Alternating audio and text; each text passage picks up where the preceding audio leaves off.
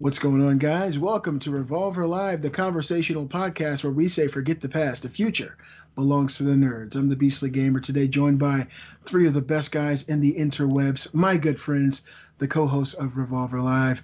Briar Rabbit, how you feeling this week, sir? Did you change the intro? No, I'm just tired of people saying, are we still a gaming podcast? No. People still play this game? So I took it upon myself. I picked my balls up off the ground and I worked a few words around in my head and switched a few things up because, it is mainly a conversational podcast centered around video games. I feel that that's the super glue that binds us together as well as our audience is that we love playing video games, and that's predominantly the thing that we do. But I feel like you just called me a nerd. I did. Get wrecked, nerd. Get wrecked, nerd. Get wrecked. How you doing this week, man? I haven't seen you in a couple of days. Dude, I've been so busy, man. I it's tax season. Unlike you, I wait till the last possible minute to do my taxes. First minute. Oh shit. It's like 12:01 the day you can turn in your taxes. Yes, is ready to go. Also, the other podcast I do, DCP, is taking up a lot of my time. And I rediscovered a love for making YouTube videos, so I've been trying to fit some more YouTube videos in there, which has been actually a lot of fun. I feel like this refreshed kind of energy to do YouTube videos, which has been nice lately. It's been fun to do. What do you think has been the paradigm shift there? What do you think was the catalyst that lit that fire under your ass and made you look at YouTube and say, you know what? You're not such a fucking bitch. No, YouTube is still a fucking bitch, but I found that I wanted to make videos anyway. If there was another place I could post them, I would. Gotcha. But yeah, I don't know. To be honest with you, I think I was just mad at Bungie for a while, and it just kind of turned me off. I didn't want to talk about Destiny because I was so angry about it, and I don't like to just be in an angry place all the time. You know what I mean? So let me give you a little bit of credit there too, because as someone who is really deep into the Destiny scene, a lot of people on YouTube and social media who are big into Destiny are less likely, especially if they have a big audience, to come out and voice their disdain for some of the decisions they made. To me, that makes you even more of a real fucking person, that you're willing to say, hey, look, I'm kind of, aggravated with Bungie, the directions they've gone with this game, and I'm just not feeling it. So to me, that makes your balls are even bigger, Briar, in my opinion. Well, even bigger. I mean, and people theoretically, don't even know metaphorically, you're sitting anyway. on right now. He doesn't even have a chair, guys. At least two handfuls. Bends on his ball. That's how you do it, right? You ever see Johnny Dangerously with elephantitis? They don't even. I have seen Pompoko, and only the anime nerds will get that reference. But that's one for you guys. That's a gift. A gift. A gift for the anime nerds. I've been having a good week, though. Busy, but good. Today, this weekend, I got back into photography. Spring photography season is back in full swing. So I got a little bit of sun. It was nice to be outside. It was like 80 degrees yesterday, which was real nice. It was a little colder today, but it's just nice to be outside after a long winter inside.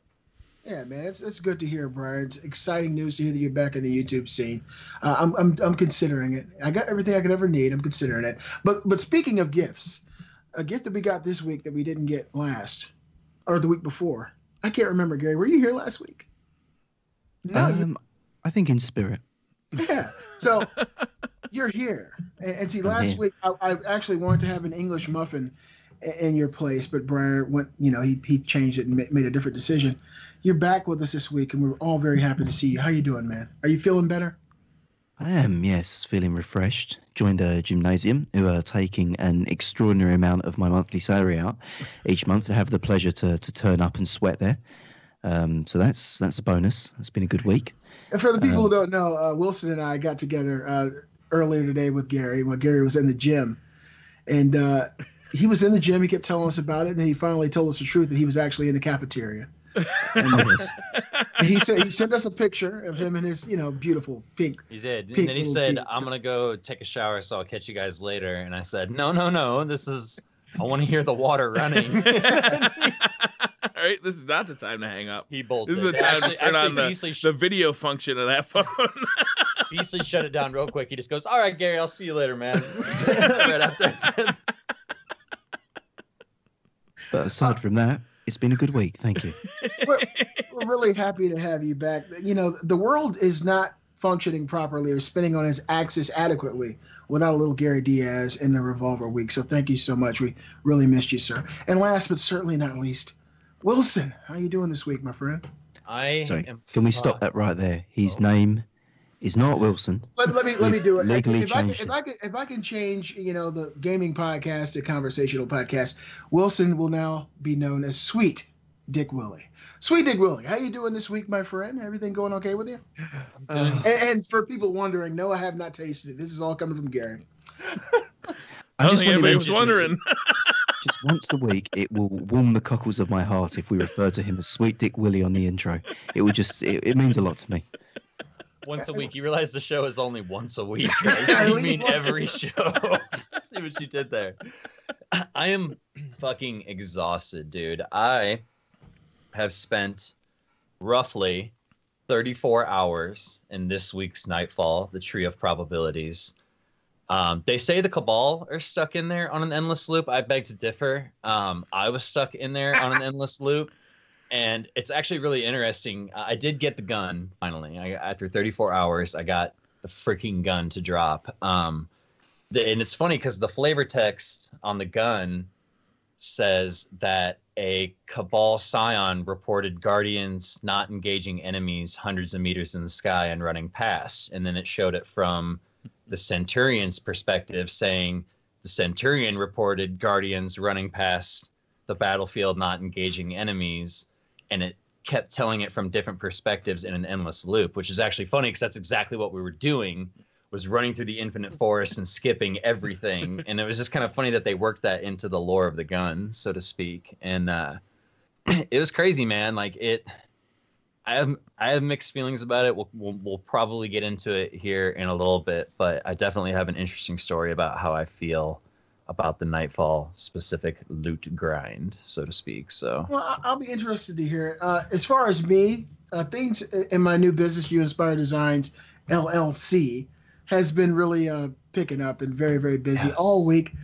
Kate actually had to quit the job that she was doing before for Google because she got paid less. And for the last couple of weeks, we've been incrementally getting more and more business until it kind of, hit capacity early in the week. I think Tuesdays when we had our first big shirt order, and we've been kind of working our way through vinyl and weeding all week until we kind of had an explosion of work over the weekend. And you guys know I haven't played any games all week, and so we finally got done. I got done this morning and was able to take a brief break, and then took a nap, and during a nap a customer came, and now we're back to work. So it's been really busy. We've been really, really enjoying it. But hopefully they stop throwing money at us and I can play some more video games this week. You should have had her record quitting her job and then uploaded it to YouTube. That would have been easily thousands of hits. Right? Yeah, well... Also, don't you have like 18 kids over there? Like, Briar, you didn't see the picture? Yeah, to work. All the kids were at the table. Yeah, Saturday he's night. got them working. They were all Nice. at the table reading vinyl, and that's what parenting's all about, right there. Yes, it is. Yeah. That's why they have them in the sweatshops out in Southeast Asia. The little fingers, they can do the fine detail work that adults can't. Gary, let me explain to you. It's all semantics. If you have a big house with air conditioning, it can't be a sweatshop. But that's been my story, and I'm sticking to it. My daughter's 8 years old. She's not really good at weeding vinyl, so we put some vinyl through our machine to test and let her practice. So I'm thinking in the next 2 months, we'll have a full-time employee. It's going to be great. You can't get arrested for child labor if you don't pay them. Then it's just chores. Yeah, you got that right. I told the guys earlier when we were talking, when Gary was working out, I said, my boys are 15 and 16. I let them stay up till 4 a.m. last night.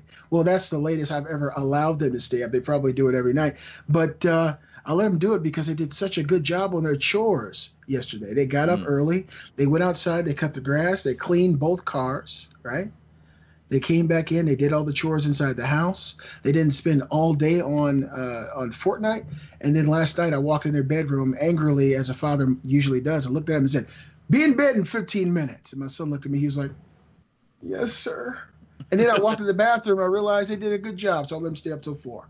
And that's my story. For the people who are new to the show, Revolver Live is a conversational podcast with 6 revolving topics. You can be a part of the show by submitting your topics for consideration at revolvergamescast@gmail.com. That's revolvergamescast@gmail.com. We go live every Sunday at 6 o'clock p.m. Eastern at twitch.tv/Briar Rabbit. The videos then shared on YouTube at Briar's YouTube channel and my YouTube channel, Beastly Gamer. If you guys are unable to see the live video feed or the video formats on YouTube, check us out in podcast form on Podbean, iTunes, or your favorite podcast service provider. Leave those reviews. Welcome to Revolver Live episode 37. We're getting up there, guys. A year younger than me. Yeah. So this is a pretty interesting episode, I think, that we've culminated for you guys behind the scenes. This is the conspiracy episode. Cue the X-Files music. There's a lot of conspiracies in the world, so we're going to kind of focus on that this episode. Every topic won't be on conspiracies because they can kind of drift out into the ether and last for hours, and people can talk, and there'll be a lot of conjecture back and forth. So we picked some good, fun ones that we think that we could kind of breeze our way through and get you guys' feedback in the comment section. We're going to start off in I'll just let Gary, Mr. Diaz, take it away. I don't know if you guys would like to give a shout out to our sponsor before we get started, but our sponsor is On Air PC, and I don't have the readout, so I could make something up. But other than that, I think we have a read. I think we pretty much just do it on the fly every time. So That's like right. on air. Yeah, go ahead, Briar. You're good at this. All right, I was gonna let you go. Oh, I was going to let you guys go. All right, I'll do it. Fuck it. Go for it. Fuck it. Do it live, Briar. Do it live. Bitch. On Air PC is our sponsor for the week, and we'd like to thank On Air PC. On Air PC is a company that you go to build either a streaming PC, a gaming PC, or a combination of the two. If you are new to streaming, if you would like to build a gaming PC, if you'd like to get a PC that can do both, perhaps you'd like to, play some PC games, but also dip your toes in the streaming water, On Air PC is the perfect company to call. What you receive when you go to On Air PC is one-on-one service. You get help in picking out parts. You get help in setting up a PC, as well as getting OBS on there and streaming software on there, pre-configured. You get a phone number. So if you have a problem with this PC, you can call Ryan. His name is Ryan. Strong name. That's my name as well. Not lying. Briar, do I need to know anything about PCs when I call him? You don't need to know anything about PCs. You just need to know that you want one. And a budget would probably help. So I'm sure that Ryan wouldn't mind my analogy here for the more layman amongst us who wanted to know what it's like. I liken it to a $10 hooker that you would get at the side of the street now. Prostitute. Exactly. Now, she'll get the job done, and she might be cheap, but you really don't know what you're going to get. But with on-air PCs, it's like getting a legitimate escort girl, the full girlfriend experience. Like a Vegas call girl. It may not be as She's got a cheap business as card. a $10 hooker, but what it will be is value for money, quality, and something you'll want to keep going back to time and time again because they make you feel good about yourself. Oh, and to expand on Gary's idea, a $10 prostitute only does one or two things. And you know what? Some places you go and order a PC, it's only going to do one or two things. But like a more prestigious and honorable woman of the night, On-Air PC asks you what you want. They find out what you need. It could be something as simple as a massage, or it could be RAM, a particular type of hard drive, SSD. And like an honorable woman of the night, On-Air PC has great prices. So definitely look into that, and they'll get you exactly what you need for whatever it is you're trying to do. That's right. And You can find unlike On-Air the, PC at onairpc.com, and they are certified syphilis-free. You guys, Exactly. I was don't know. gonna I don't say. know if we're going to get sued by On-Air PC today. I don't know, I I was think gonna we say. did a good job. Do you know what I was going to say? On-air PCs guaranteed to come without viruses, unlike the $10 hooker. And that will move on to our first topic of the day. Now, BC introduced this well and said that this week we're going to have conspiracy theorist topics. We're going to have fun topics. And we're also going to have this topic, which I have snuck in. It's neither fun he nor didn't sneak anything in. He rammed it in. Yes. This is 10 minutes to read. I believe he threatened us with a very intrusive topic that he was going to talk about if we didn't talk about this. So take it away, Gary. Why don't you? while the rest of us go get a beer. This is an inclusive, and this is a topic that people need to know about. So, topic is about World of Warcraft and Destiny 2. You know, two things that I'm passionate about, one more so than the other. I'll let you guys be the judge of that. There's been a lot of people that are frustrated that Destiny 2 is a casual game, is a game that doesn't have the progression that they want, and they're calling for the game to be more like World of Warcraft, something that they can sink thousands of hours into and has depth and layers. And really the discussion that I'd like to have today, I know that a lot of you haven't played World of Warcraft, have limited experience on it, which is why I've got some vignettes to help us move along if we're struggling on that, is how different is Destiny 2 to World of Warcraft? What would need to be changed in Destiny 2 to get it closer to an MMORPG, or more like what people like Datto and Slayer Ridge are calling for, or I guess King Athalion as well recently had sort of cited. And to start the topic off, it's kind of one conversation topic that we could lead from. I think it's worth pointing out that World of Warcraft now has 14 years of development history at this point here. And what Blizzard have done with it is, for people that aren't familiar with World of Warcraft, you bought the game 14 years ago. You've never had to buy another copy of the game. You've only ever bought expansions for the game and paid monthly subscriptions for the game. They've always added to the initial game that you bought. You've never had to buy World of Warcraft 2, 3, 4 when the expansions have come out. Do you think Bungie is always doomed to fail when their titular releases, Destiny 2, maybe 3, 4 as it goes, are always going to throw away everything that they've worked hard over 2 to 3 years to build up and establish, and start from scratch again, possibly with new systems, new worlds, new laws? Is it not a fair comparison? Where are we going with that? Well, it all also kind of depends on the contract you sign with a publisher. Yeah, you know the contract what I mean? with Activision requires a certain pacing and a certain way of doing things. Where Destiny 1 was supposed to come out in 2013, Comet was supposed to come out in 2014, Destiny 2 is supposed to come out in, it's supposed to be every other year you get a new game, with the in between years getting a big expansion. So the question then, if that is contracted and the contract can't be renegotiated, is Destiny as a franchise doomed to never hit its potential and arguably fail to deliver on the promise of what Destiny was conceptually before the first launch of the game? I don't know, because I don't have any kind of relevant background in Warcraft. In Warcraft, do you go back to old places that were available 14 years ago? So that's kind of where I'm going to keep going back into these vignettes and nuggets. In World of Warcraft, you have access to, and they actually keep refreshing these in terms of making them light level relevant or power level relevant, but you have access to every part of the game from any period of the game, assuming that that's still accessible and you can go into. So you can go and play dungeons from that, and the leveling process to go from 0 up to 110 takes you through all the expansions that you've had. So 14 years. That's not what I asked, though. Do you actually do it? Like, you as a player who's played the game for 10,000 hours, do you actually go back to those? Or do you stick with the latest content? No. So I will frequently, when I go back, partly for nostalgia, partly for something that they call transmogrification. So in World of Warcraft, and this is something that's been asked for in Destiny several times, to have like a cosmetic armor set, something that you look like that isn't necessarily reflective of your gear. Like, let's say you really like the Trials armor. You can make your armor look like the Trials armor, assuming you've picked it up. In World of Warcraft, any armor that you've owned, you can make your character look like. So there's still, the old content is consumed at large rates by people that are hunting drops that have never got. So let's say you like the look of the Vault of Glass armor, but you really like the stats that you have on your Leviathan armor. I know I'm comparing D1 and D2, but we're going way back.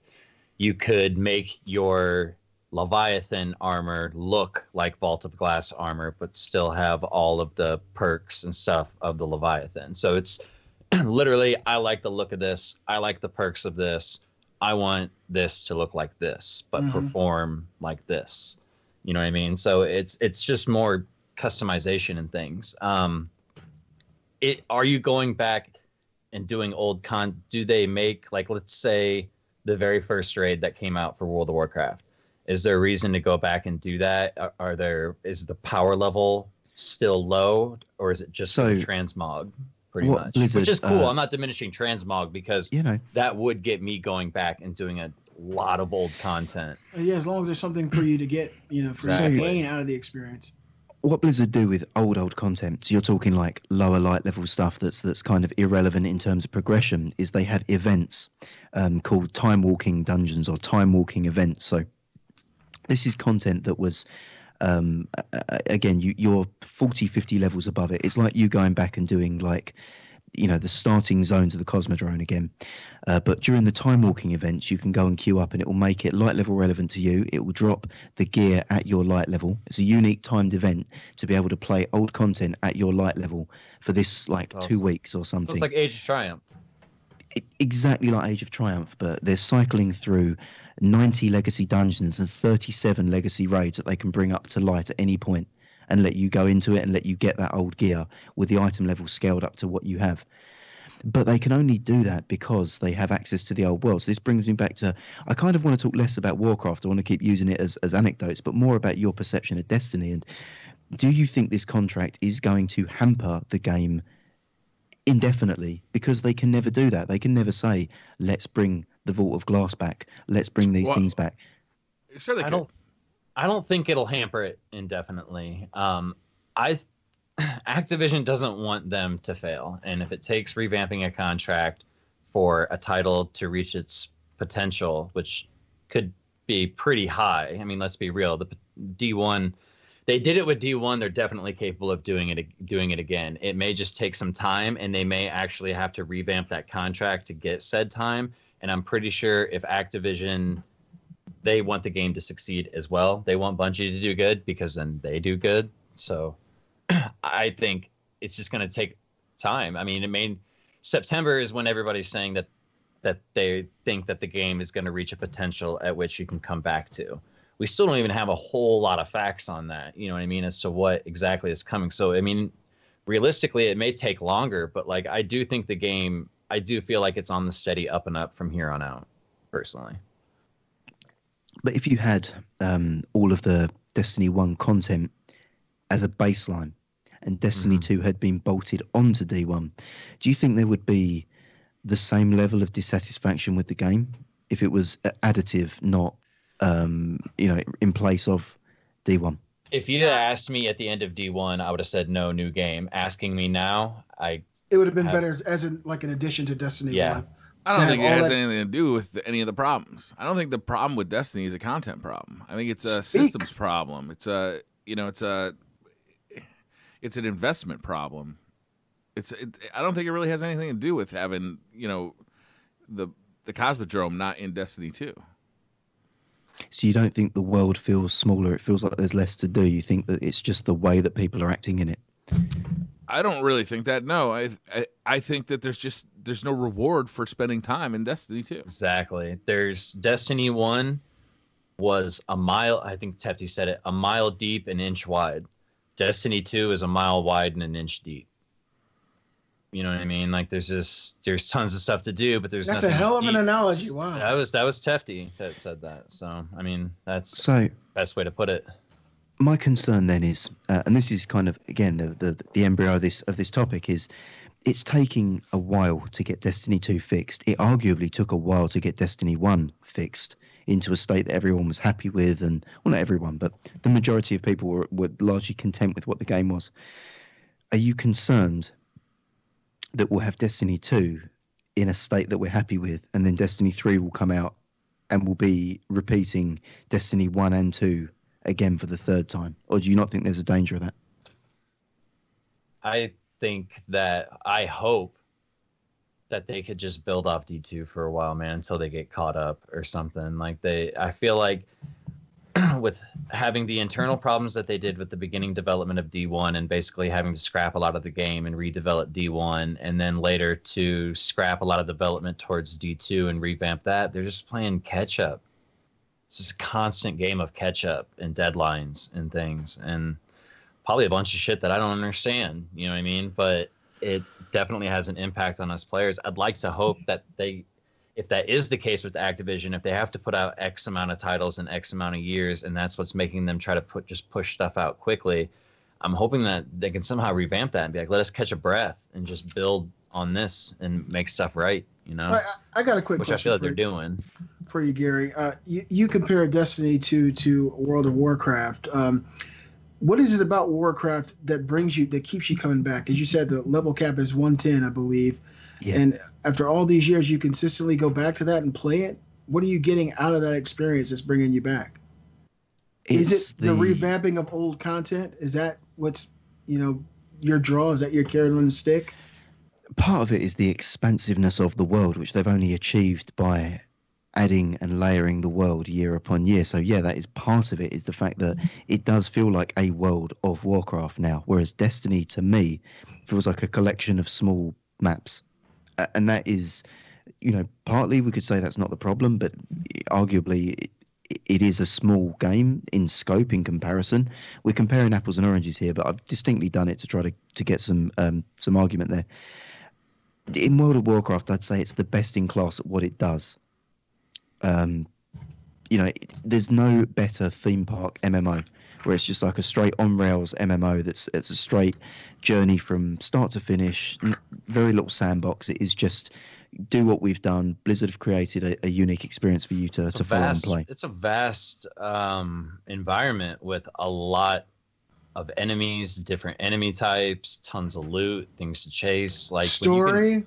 When you can basically make anything look like something, like you have your favorite weapon for the longest time, and then it becomes irrelevant, and you really like the look of it, but now you find a new weapon that you liked more, but you like the old look of the other weapon, like just little stuff like that I'd be chasing forever, man. And then you get to the end of that, and then you want to make a different character. You want to experience a whole new class. Like how many? Like 12 different classes in World of Warcraft compared to Destiny's 3. And yeah, the 3 classes in Destiny are definitely different and play different. But like when you look at the classes in World of Warcraft, I mean, we're talking like night and day difference between the way your experience could be had playing the game, as a mage versus like a warrior, things like that. So, I mean, there's definitely replayability on top of a lot of stuff. I've only I did a little bit of World of Warcraft. I tried out the free version, played up to level 20, and it was cool, but I know that the game doesn't really start to take off as a new player coming in right now until you get to those later levels and stuff like that. And it does get a little tedious because you're just kind of going through doing all this shit on your own, and a lot of them are very fetch questy. But once you really get to a higher level, that's when the game really starts to unfold, much like any other RPG. I find this conversation to be a little academic because Bungie's biggest problem, I believe, is management. Right? It's like they could have all the best ideas in the world and all these grand plans and grand schemes, but they can't get the show on the road. Like they can't just make it happen. Right? We all know famously Destiny 1's history of completely getting rebooted a year before or months before it was supposed to get released, and then getting delayed for a year, and then having the same exact fucking thing happen for Destiny 2.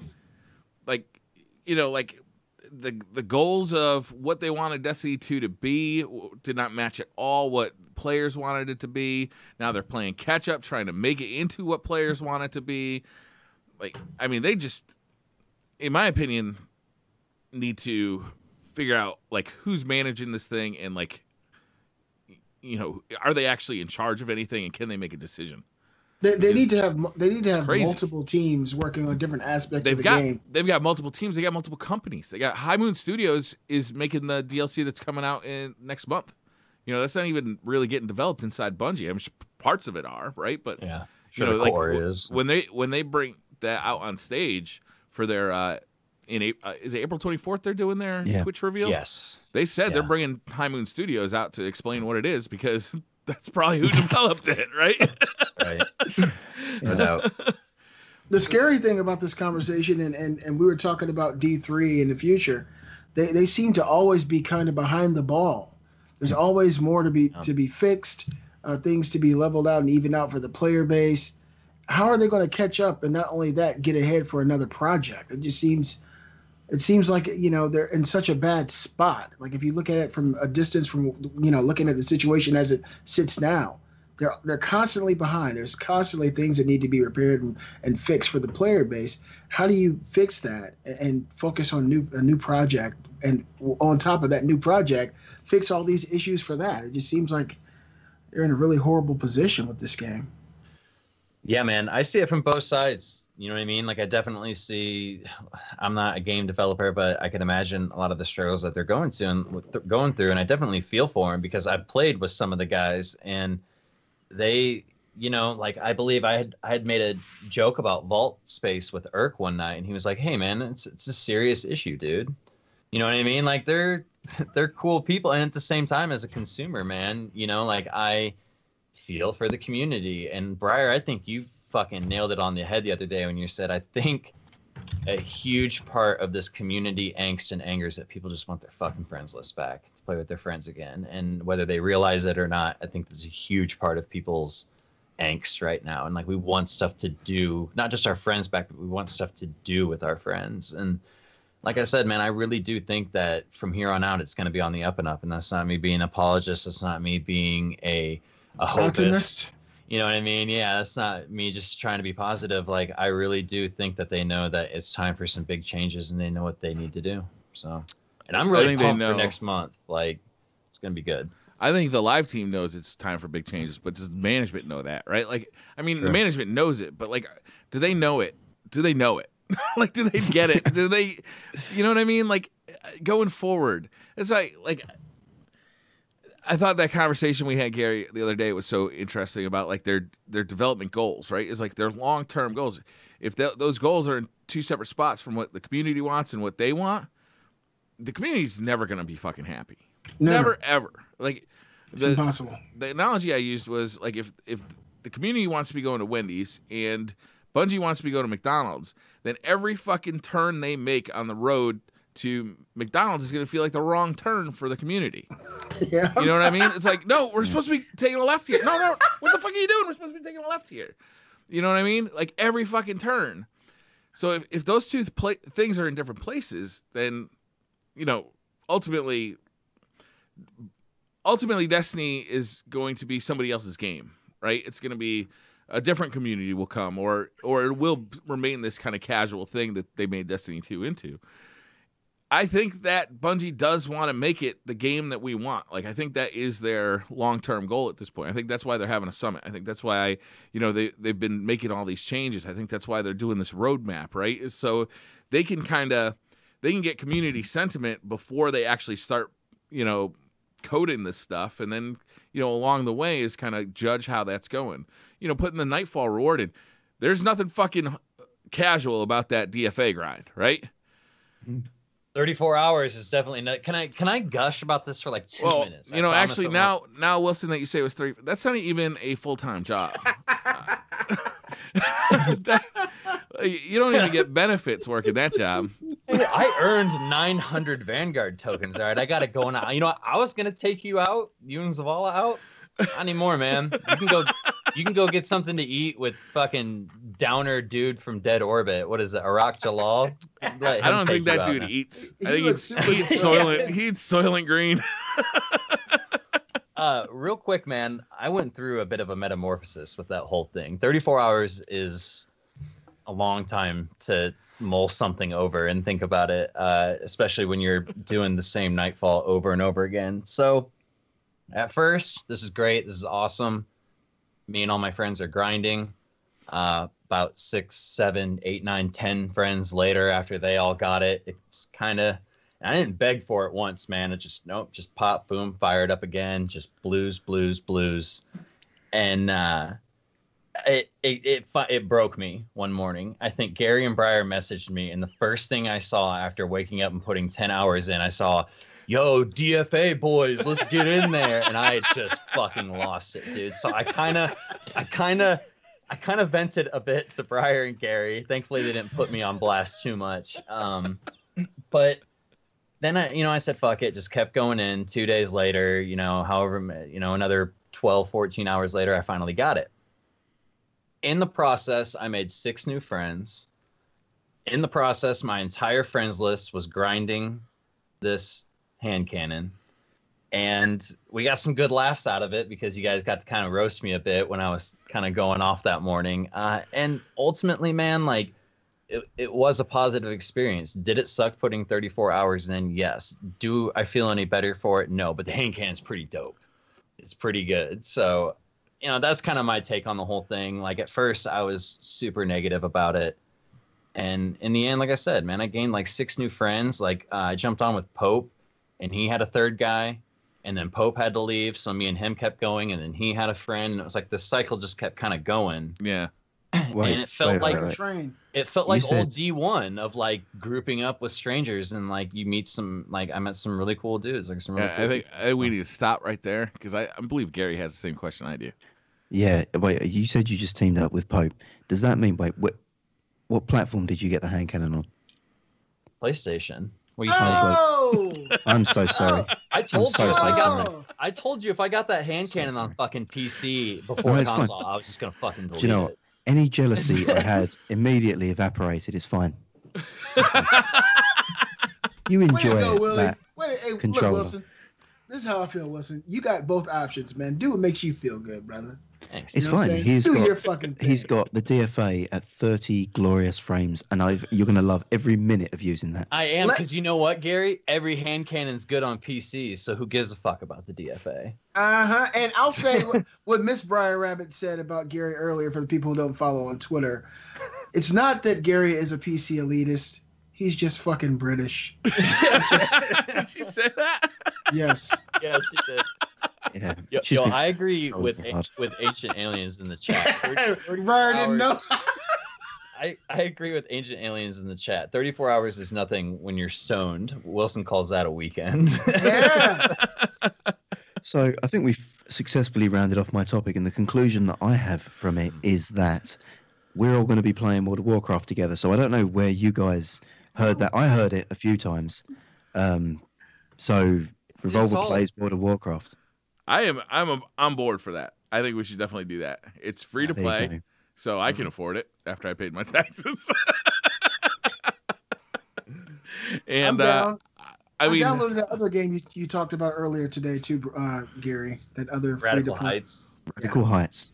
Yeah. This is a perfect opportunity for you to see that. Have you seen any of that game yet? Radical Heights. I have played it. God damn, that game is ugly. Yes. Yes. Frame rate questionable. The colors. The colors.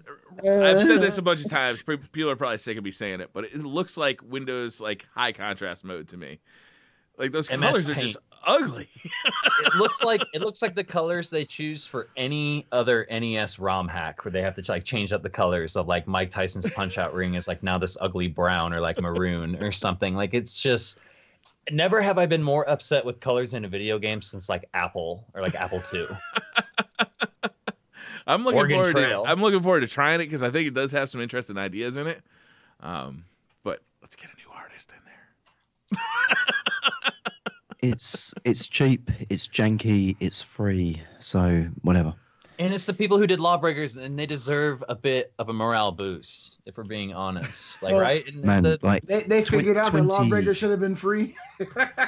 Seriously, the fact they had 20 people playing their game has broken like all-time records. So, you know, more power to them. Pour one out for Lawbreakers. All right, what's our next topic? I think it's time to get into it.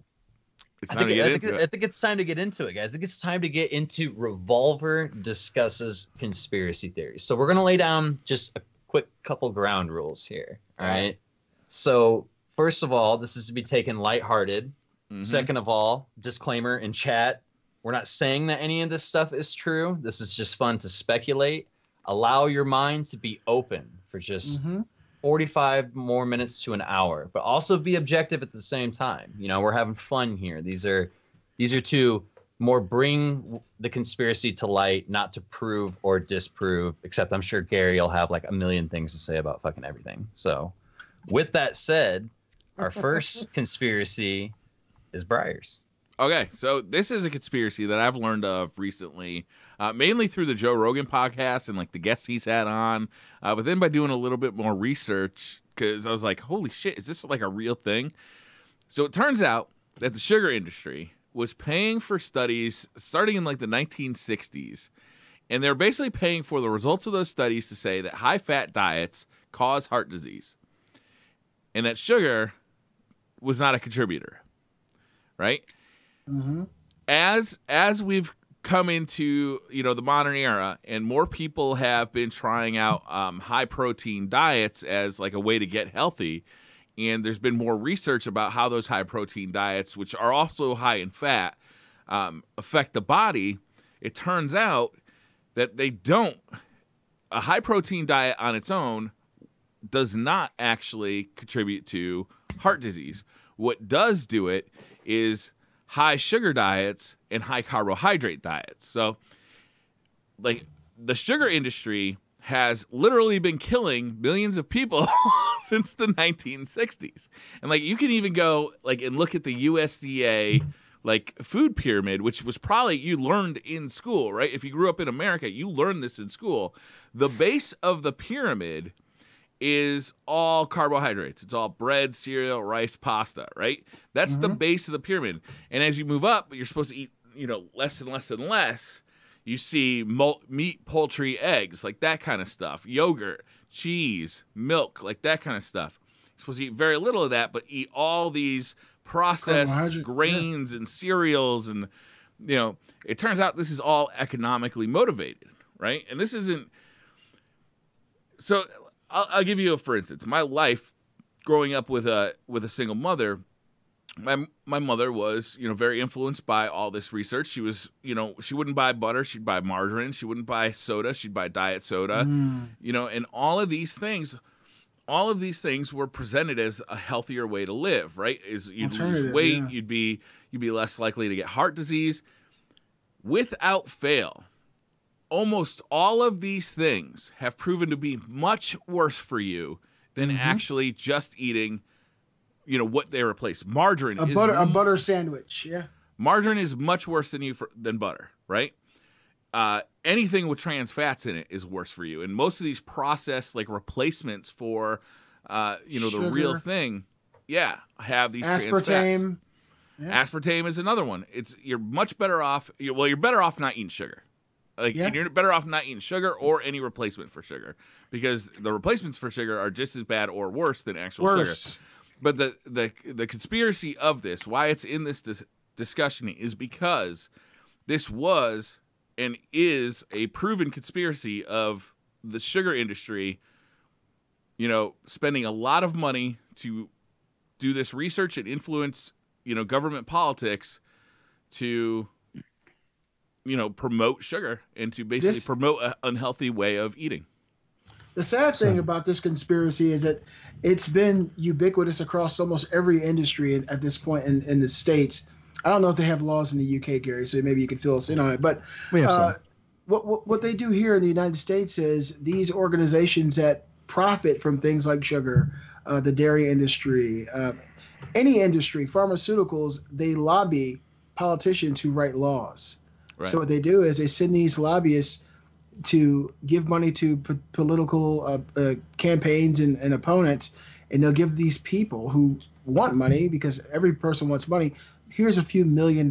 We want you to look at this particular law that would benefit our particular organization and allow us to infiltrate a much higher demographic of people in this portion of the United States. We'll give you money to get reelected, that you can use to get reelected, but when this legislation comes up where we want, in exchange, we want you to... Scratch your back, you scratch our back. We want you to introduce this legislation that helps us make money.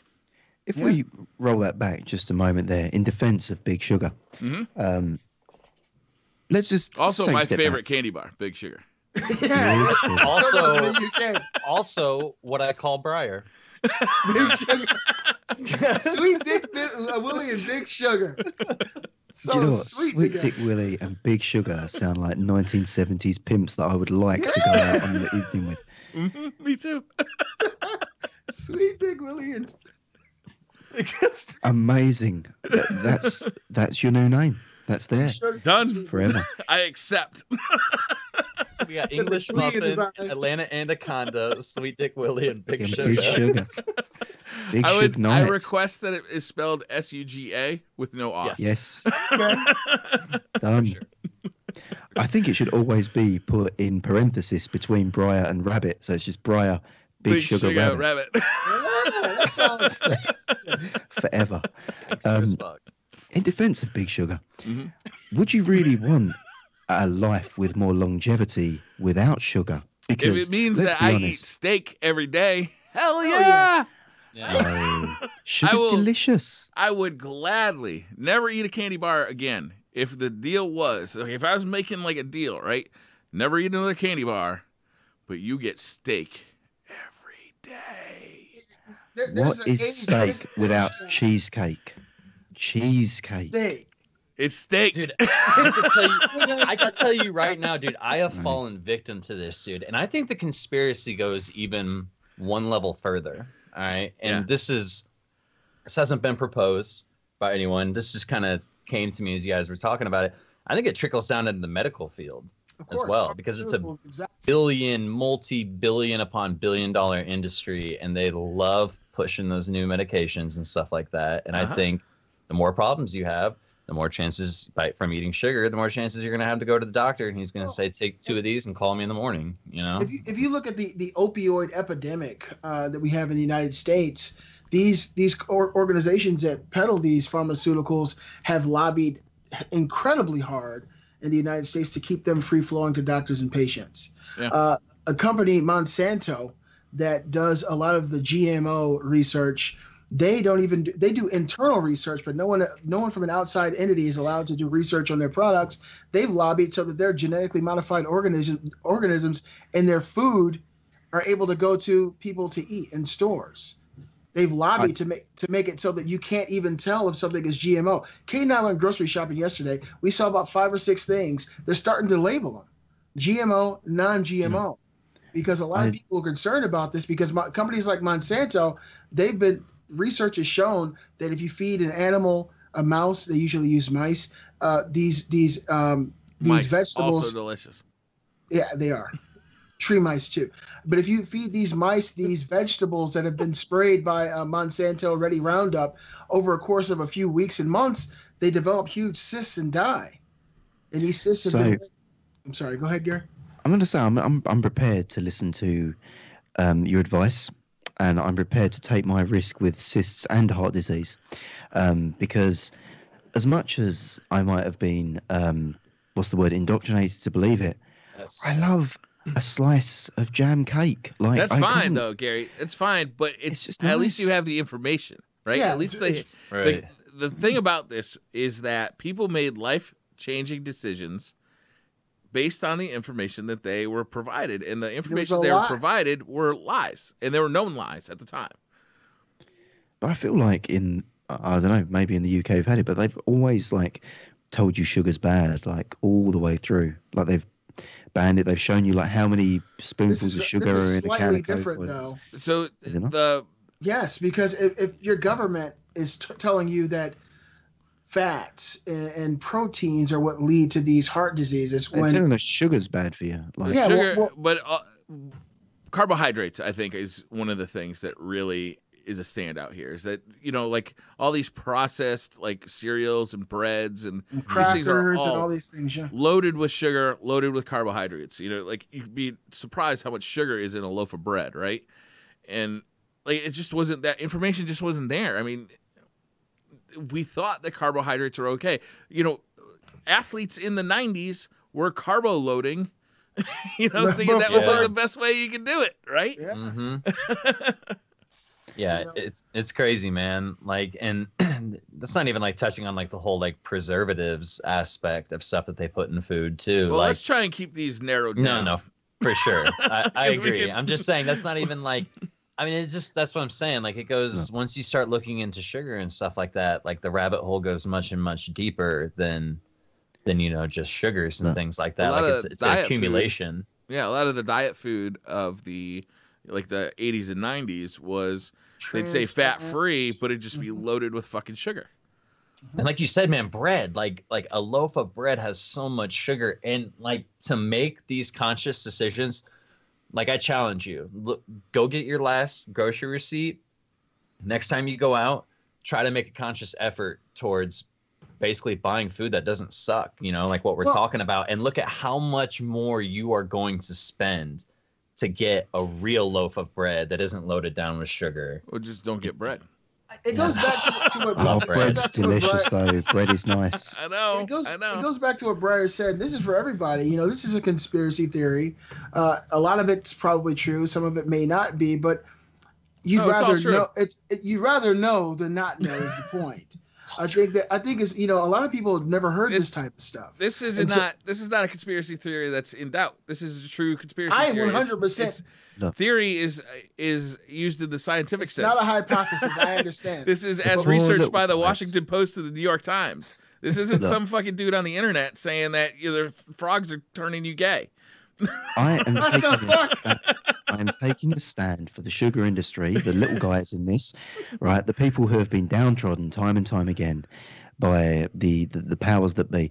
I just think, you know, ultimately, if you guys want to push the liberal agenda and tell me I can't have my sugar, that's fine.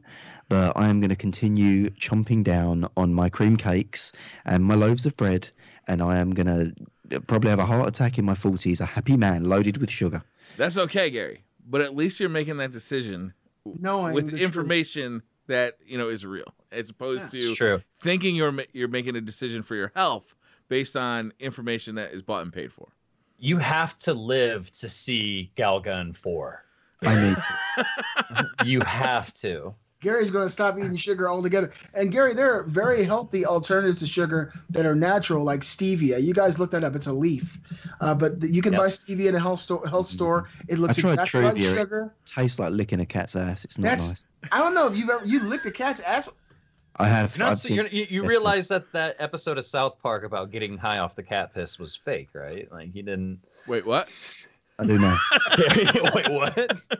No, I just like shit foods. Like, I know how bad trans fats are. I know how bad everything is, but trans fats are horrible. It's delicious. It's beyond bad. But Gary, look up. Go to the store and buy some stevia and just try it for a week. And I challenge you guys and everybody on the show who's watching and listening to watch a Netflix film. It's called What the Health? HEALTH. What the Health? Watch that. I promise you it'll change your life. Kate and I watched that a year ago. I've had it. In the UK, we have that shit, right? It's called Truvia. It looks like cocaine. It tastes like ass. I said cocaine. Stevia. Yeah, it's Truvia. Hold on, I'm going to do a couple else. I'll be right back. It's extracted from the plant species stevia. It's made into a sweetener product called Truvia. It's like a natural sweetener. We have it in the UK.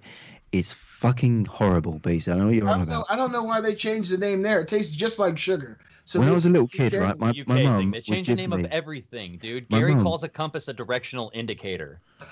My mum would give me a bowl of strawberries in the morning, right, and a big bowl of sugar, and I'd cut a strawberry in half and I'd dip it in the sugar, and little Gary was happy to go about his day, and I'd do that. That's why Gary turned out so sweet.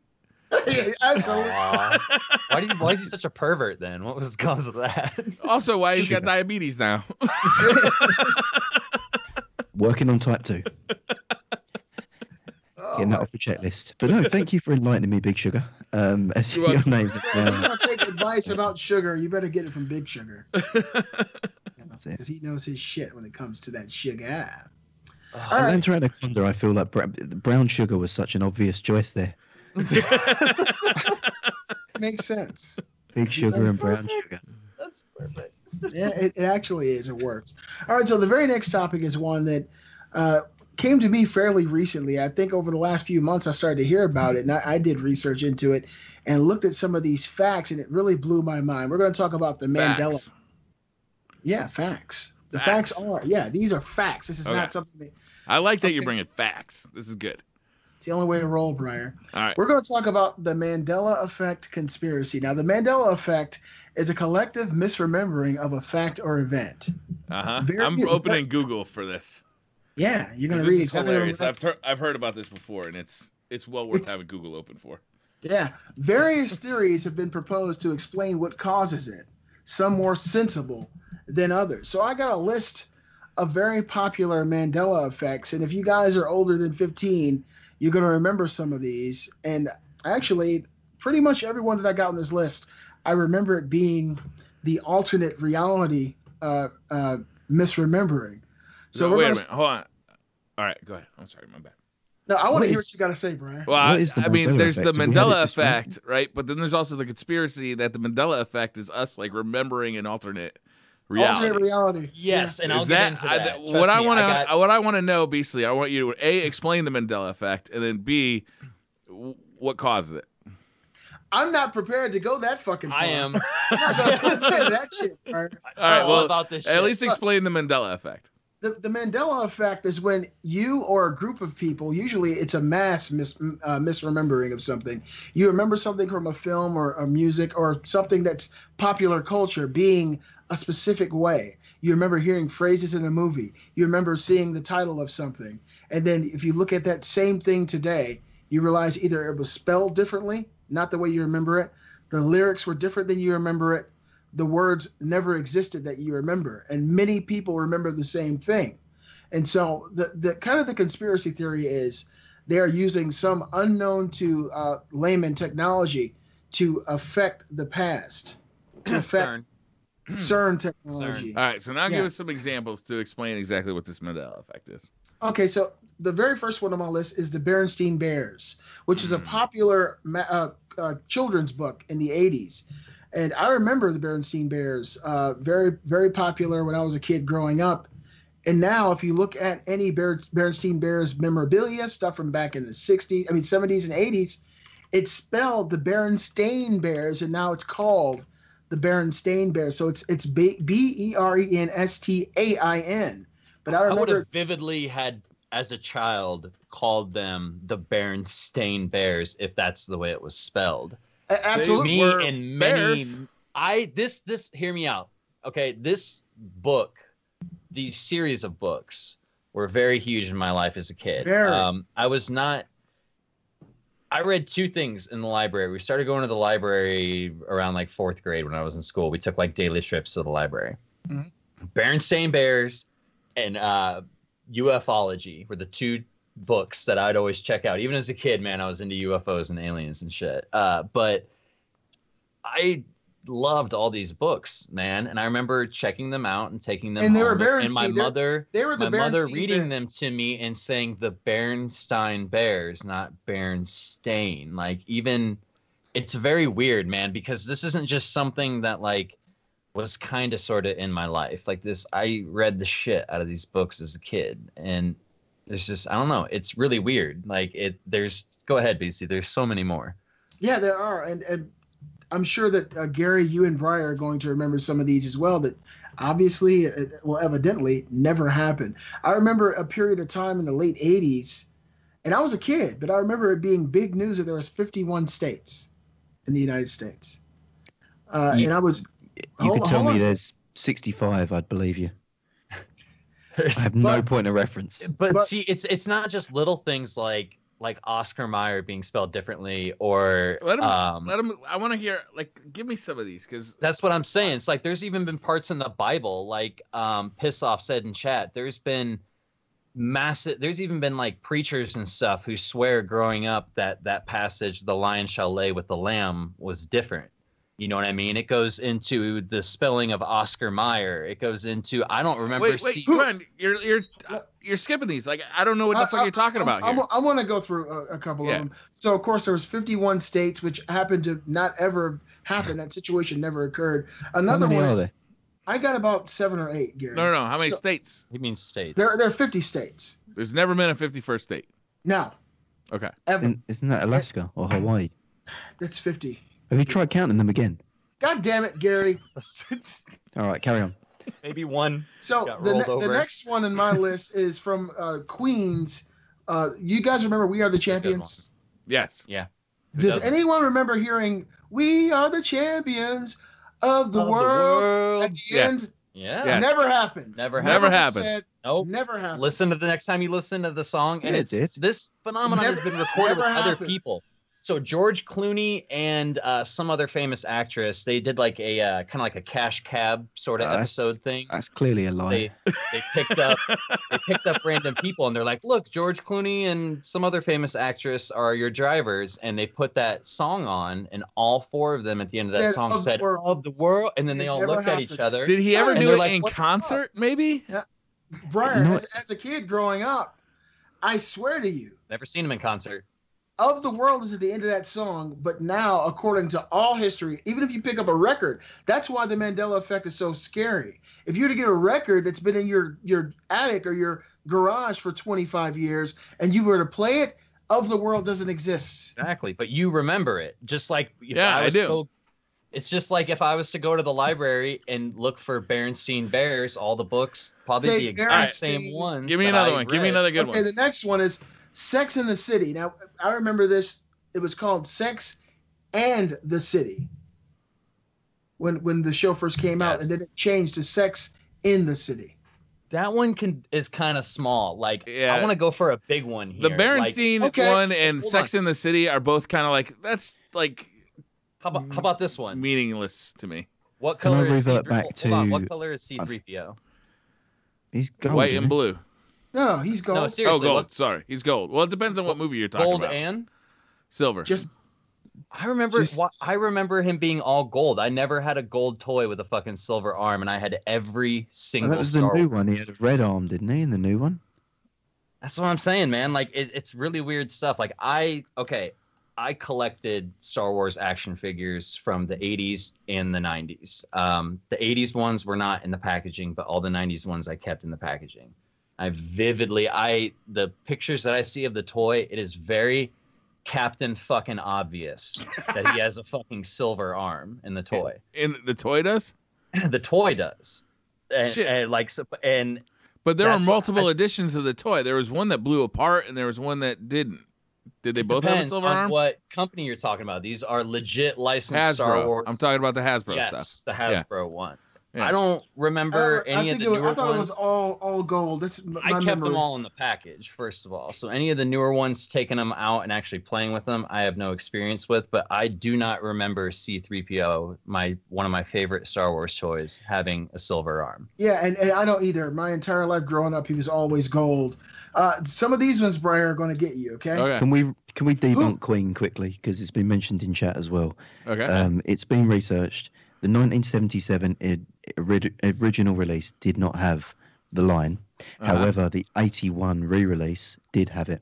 So there was a 4-year gap. If you listen to it between 77 and 81, it didn't have it. But I guess most people would have heard it after 81. Yeah. Probably. Yeah. And then I wonder what re-releases like have it and don't have it too. Like the classic Queen box set album kind of thing that a lot of people listen to now since it came out in like the late 90s. I bet that's the version a lot of people listen to now. Okay. So I wonder if that has it or doesn't have it. Question. Who remembers Jiffy peanut butter? No. 100%. No. Jif. You don't. Okay, that's the thing. I remember Jiffy growing up. Wilson, you remember Jiffy or Jif? I remember Jiffy. I remember Jiffy peanut butter growing up. Jiffy never existed. It's always been Jif. People blame The Simpsons on that, and I never saw that episode. I never watched The Simpsons. I saw a lot of Simpsons, but it was never that influential in my life. I remember Jif. Moms who love their kids or something love Jif or Choosy moms. Choosy moms choose Jif. I think it was Choosy moms. Yeah, that sounds like some shit I've heard before. Yeah. Yeah, it was Jif. It was never Jiffy. Who remembers? Jiffy Lube is the place you get your fucking your oil changed. You're the old brake job, if you know what I mean. Some of these are kind of minor, the old brake job. Like, there's been some major ones, like y'all seen the movie Days of Confused, right? Yeah. Who hasn't? You know what I mean? Briar, you've seen Days of Confused? Of course. There's a scene at the beginning of Days of Confused before they're getting ready to get out of school, their last day of school, and one of the girls is sitting on the desk spinning a globe. On the globe, to the left side to the west of Australia is New Zealand. And there's a lot of people that remember looking at a globe as a kid and seeing a landmass to the west of Australia. And a lot of people are like, oh, well, that's just you as a kid not remembering that. But for some reason in the movie, there is a landmass to the west, like this landmass that people remember, not where it should be. And you could argue, oh, that was just a prop. But, like, why would you make a globe when you could just go buy one? It would make it a lot easier. And you'd think there would be some sort of level of integrity out there that you're not necessarily allowed to make fake globes. Like, you really think there's one guy out there that's making these globes for school that's just like, haha, fuck it. I'm putting New Zealand here. If it was my job to make globes, that is exactly what I'd do. Exactly. I would You add just odd make everything look like a countries. dick. You just make everything look like a dick. That's Everything. You just not every globe, but every like 1 in 1,000 globes, you just add a fake country Fucking and just Gary. troll people. Why not? I remember we all agreed that if Gary owned a business, he would be a professional troll, and this proves it. Yeah. He's a globe maker that wants to fuck his every 1,000th customer. All right, so Yeah, give me some more of these. who remembers Curious George having a tail, hanging from his tail? Yeah, he's a monkey. He has a tail. He never had a tail, ever. Why doesn't he have a tail? He just doesn't. If you watch the cartoon, he's never had a tail. It's documented. He's never had. Are there any ape or primate-like species that don't have a tail? I don't know. Rottweiler monkeys. I don't know. Apes don't have tails. Monkeys have tails. Apes don't. Yeah. Right? Yep. Okay. Who remembers Darth Vader's? I'll just do it this way. What did Darth Vader say to reveal that he was Luke Skywalker's father, Briar? What did he say? He said, "I am your father." What did he say right before he said, "I am your father"? Most people, not most, but a lot of people, including he myself, hesitated and made a noise. a lot of people, including myself, remember him saying, "Luke, I am your father." Yeah. But he never said Luke. And even though people have said that for decades, the actual term that was used. But isn't that completely explainable by just people like they want to make sure you know what the reference is, so they say. Yeah, but it's they still just the put same it together, and then it could totally be factual, and people could all be Take wrong. it a step further. Tommy Boy, where he's talking into the fan. Luke.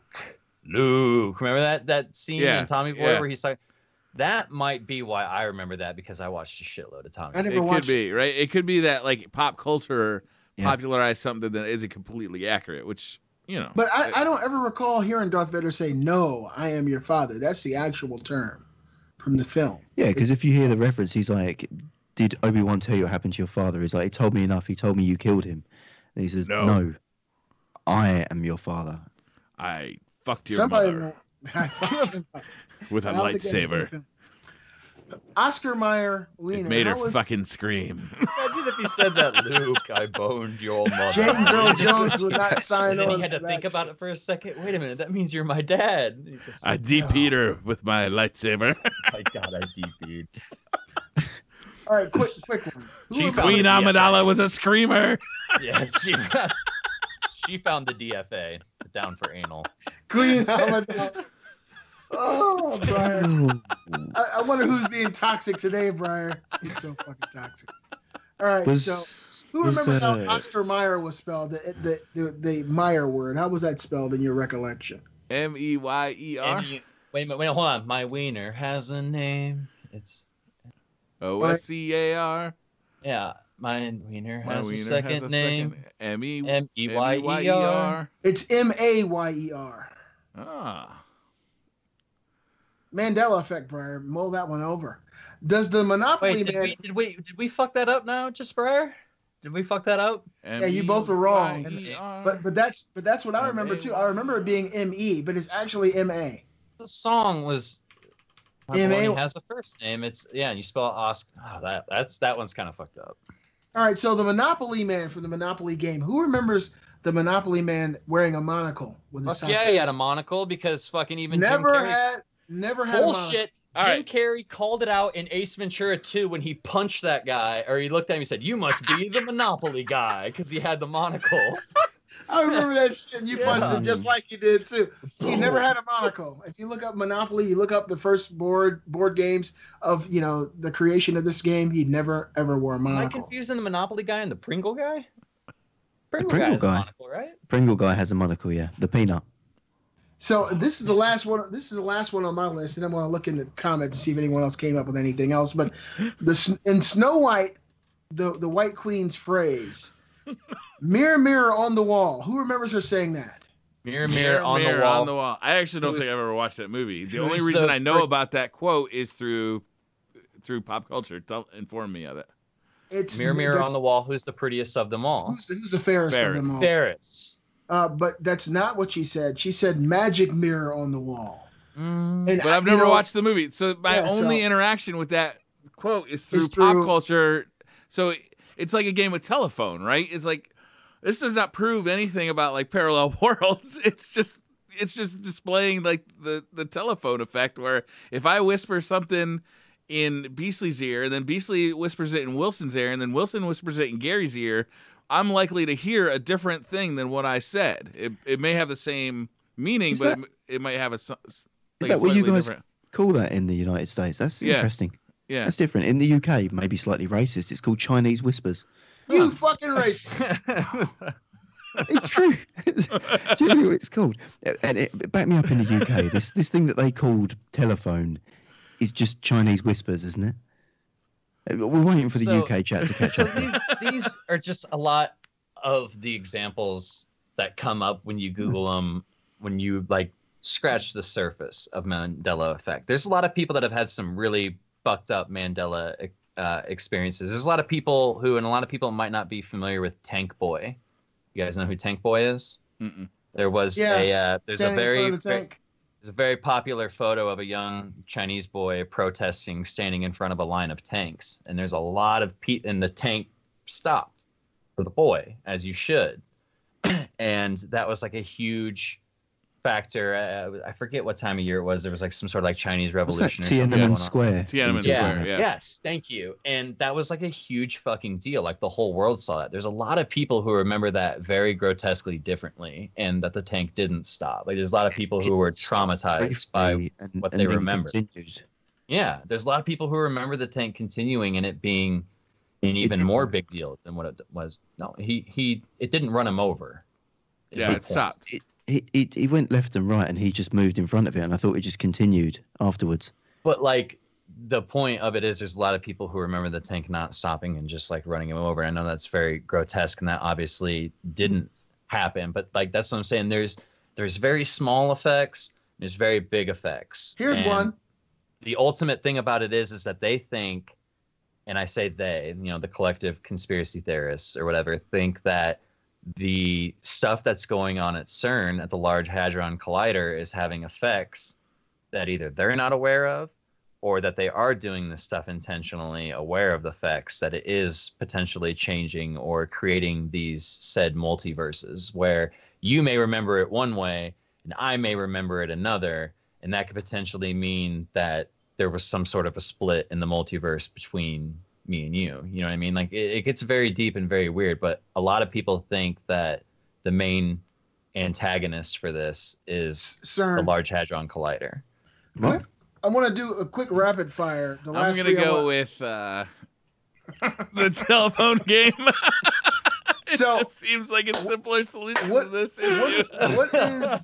What is the famous quote? Chinese whispers, you mean? Right. What is the famous quote from Forrest Gump? Life is like a box of chocolates. Briar? Bend over, Jessica. Is it Jenny? Jenny, I want to do it doggy style. We were watching Forrest Gump for a different fucking reason. But most people would say that most people would say that life is like a box of chocolates is a famous quote. But he never sorry, said I ruined your Black Panther party. Yeah. That was a quote. What's best about that, Beastly, is that it says the quote that everyone remembers on the box of the movie, but he says it differently in the movie. What's he say in the movie? He says life was like a box of chocolates. There's also video That's such a evidence. Small grammatical difference. Hold on. I remember hearing it though, Brian. Hear me out. Do you remember hearing it, or because you know that your memories change over time, right? Is like the way you remember something is not necessarily how it happened. You combine different events in your head that form new memories. Sure. So like you might be thinking of something that happened to you when you're 5 years old and think you remember it as clear as day. But you talk to somebody who's standing right next to you, and they'll have a completely different memory of that event. Right. I'm not 20 years old. I'm as old as you. I wasn't fucking 5 when Forrest Gump came out. Let me ask you a question. I'm saying. Well, that's what I'm saying, though, is that your memory of that specific thing has changed, and especially if you repeatedly hear it getting misquoted, you could eventually, especially, think that was the... Hold on. I can kind of add to this, and you could take it as you will, either towards what Beasley's saying or towards what Briar's trying to say. On the box of the movie, it says the misquote that everyone remembers on the box of the movie, but he doesn't say it. Hold on. No, hold on. It might, because you might have read the box and subconsciously thought that that's the line, and then when you actually see the movie, you're like, wait a minute, that's not right. But like, there's also like James, the whole things with James Earl Jones and Vader and Luke, I am your father. Like, he's been on record in interview misquoting the movie that he fucking starred in. This is awesome. He said, Luke, when I read the lines, Luke, I am your father, I said, oh, this is good.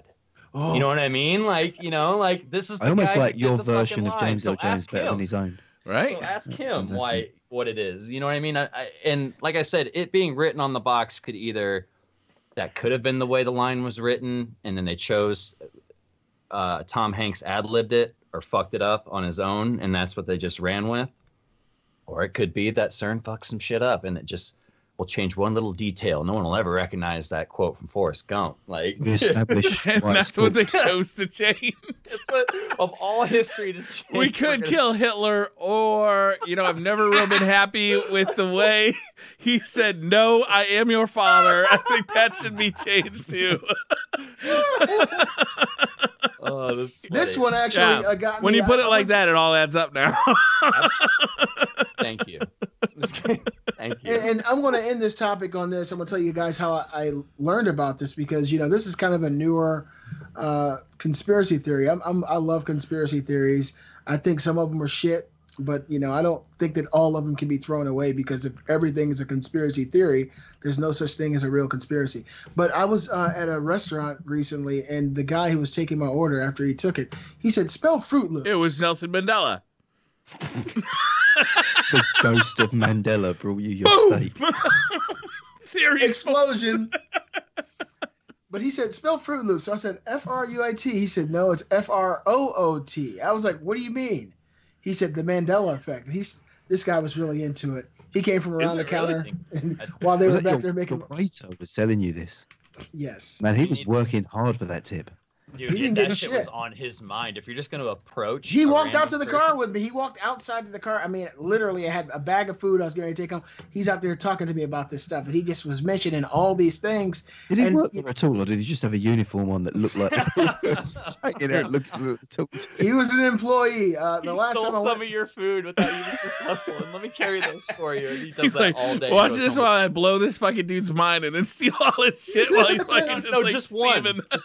Just one item. You hustle it all day. You know what I mean? And conversational gambit. I've never had someone come up to me and go, "Sir, spell Fruit Loops for me." And that's their opening line. Like, Jesus Christ. Dude, I have Fruit Loops in this house like a lot, because I have two kids who really like Fruit Loops. Never realized it was spelled F-R-O-O-T. It's really there's probably Fruit Loops right now in this house. That one got my mom too. I told my mom that one because I fell down the Mandela hole, and I was like, I gotta call everyone. I'm gonna call my mom. See what when you learn about a new conspiracy theory, and it kind of freaks you out, like this one did me. Well, Wilson. I contacted people. It goes bigger than just like Fruit Loops and Oscar Mayer, like the John F. Kennedy, like the car that he drove. Like, a lot of people don't remember it being a 6-seater. They remember it being a 4-seater. You know what I mean? Like, just really weird shit. Like, I was distracted by the man's head getting blown off. I didn't count the number of seats. Ouch! Too soon. People remember Billy Graham dying years ago. You know, that's one of the Mandela effects that really can't be explained. But, you know, I didn't follow it, but that's something that a lot of people say that they remember, is that he died like in the 90s. And so it's a strange thing. Of course, we won't solve it here on Revolver, but, you know, it's one of our conspiracies to throw into the bucket. Let's move on to the next. All right, who's next? Now that fucking Fisher-Price, my first little conspiracy, is over here, let's get into the real deal here. So this one, again, chat, have an open mind. We're having fun here. We're not stating any of this as fact, all right? So this is one that's a little disclaimer. Weird. Right? Trigger warning. This is a little weird, all right? I don't know if you guys have heard of the hollow moon theory. Mm-hmm. In fact, I've heard a lot about this. Enlighten me. I've heard nothing. Gary's ready for this one because I blew his fucking mind with the Black Knight satellite the other week, dude. I had a 9-minute YouTube video of you that you narrated me through. It was fantastic. Here's a brief introduction to the topic, okay? Many smart people, from astronauts, Nobel Prize winners, to more people a hell of a lot smarter than any of us here, have been puzzled by the moon's perplexing features or even struggled how to find how the damn thing even came to be. Many different theories out there, but one that stands out that could make some sense is the hollow moon theory. Here are some quotes from people a hell of a lot smarter than you or I. I love how you say that. It makes us pertaining to hollow moon. So hear me out here. Give me a few minutes here so you can process this. Isaac Asimov, American author and professor of biochemistry at Boston University, says, "We cannot help to come to the conclusion that the moon, by all rights, ought not be there. The fact that it is one of the strokes of luck is almost too good to accept. Small planets such as Earth with weak gravitational fields might well lack satellites in general. When a planet does have satellites, those satellites are much smaller than the planet itself. Therefore, even if Earth has a satellite, there would be every reason to suspect at best that it would be a tiny world, perhaps 30 miles in diameter. But that is not so. Earth is not only has a satellite, but it has a giant satellite, 2,160 miles in diameter. How is it then that tiny Earth has one amazing moon, which has no atmosphere or magnetic field, is basically a freak of nature?" Who said and that? another. Who said that? Go ahead. He said, American author and professor of biochemistry at Boston University, Isaac Asimov. Oh, the science fiction writer. Yes, he is also a science fiction writer. A lot of those guys are. Okay, now hear me out. Here's another, real quick, Wilson. Another feature about the moon that a lot of people don't know is it doesn't spin. No, I'm getting to that. It's called geosynchronous orbit. It's the only satellite in the observable universe that doesn't spin with the planet. It looks at the Earth constantly. Now hear me out. Nobel Prize winner for chemistry, not a science fiction writer, Smack that home.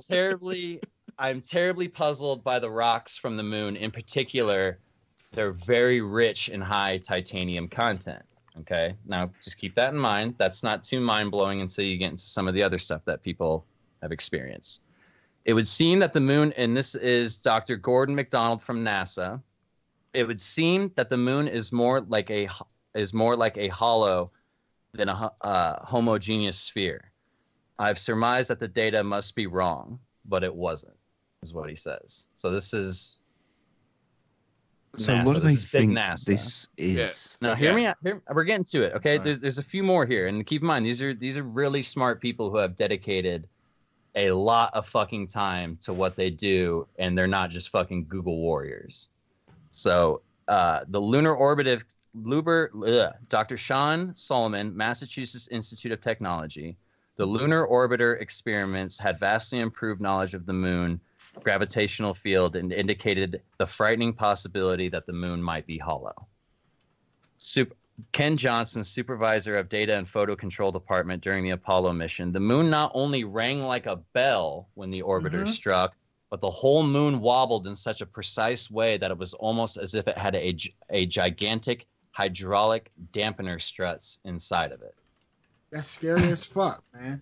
We knew them, and this is Lon Hood from University of Arizona. We knew that the moon's core was small. We didn't know it was this small. This really does add weight to the idea of the moon's origin is unique, unlike any other terrestrial body in the known observable universe. Carl Sagan, this is where we're getting down to the nitty-gritty here, the last two. Carl Sagan, no introduction. Absolutely. A natural satellite cannot be a hollow object. Think about that. A natural satellite cannot be hollow. So that's the conspiracy, is that if it is hollow, it's not a natural object, which means that a lot of people, it's made by something. A lot of people like Mikhail Vassin Alexander, can't pronounce your last name, the Soviet Academy of Sciences in 1970 just proposed the theory of, is the moon a creation of alien intelligence? You know what I mean? So there's a lot of these things. You know, the word was used earlier by Gary. We are indoctrinated to when you're a kid, they say, oh, we know how the moon was formed. It collided with the Earth and all this stuff came up and there's a different gravitational field and they got pulled into each other and all this stuff. But we really don't know. Taught us all sorts of bullshit when I was in high school. That's the point, though. Like, and I'm not saying that the moon is hollow. I'm not saying that the moon was created by an alien intelligence. I don't fucking know. But neither does everybody else. That's the point. That's the head scratcher, is that we don't even know that the Earth goes crust, mantle, core. We've only been able to dig down. The farthest record of drilling is like 16 miles or something like that. It's like we really don't even know that.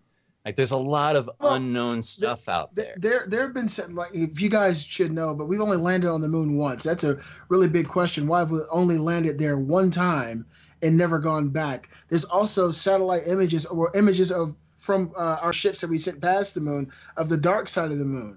And I'm sure, Wilson, you've seen these images before. There's a castle on the back side, on the dark side of the moon. That's kind of touching. Like it is going a little further. Suddenly Googling castle. There's castle on the moon. It's not a castle structure. That's what they call it. That's what they call it. This is nothing new, man. There's people that think that they have spotted very obvious structures with right acute angles, things that just you don't really see a whole lot in nature. And I'm gonna warn you, a lot of these fucking photos and shit are very fucking blurry, and alien castle.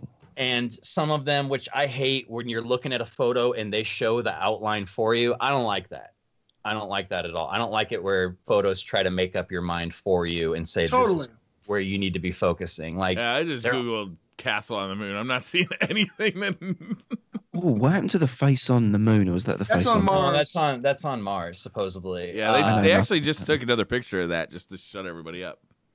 And but like the point is, like we don't, I'm looking at the castle on the moon now. You can sit here and say that like the moon landing and stuff didn't happen. And I used to be a huge subscriber to that whole conspiracy theory, but like I really do think that we did go to the moon. I think that a lot of the footage that we saw was bullshit, and that it was a contingency plan in case those guys died, and that we needed to have some sort of footage to get to the moon, because there was no way we were losing that fucking race with Russia. There's no way. It just wasn't happening. I don't know if you've ever Googled Hollow Moon at all and looked at images, but someone's kindly done a cross-section for me so that I can see the little alien city that lives inside it. Is it the one that looks almost like turbines in there? Yeah, that's a good one. I'm looking at that one too. This is so fucking stupid. You see, I'm surprised that you didn't just send us that picture, because that would have explained it perfectly. I don't think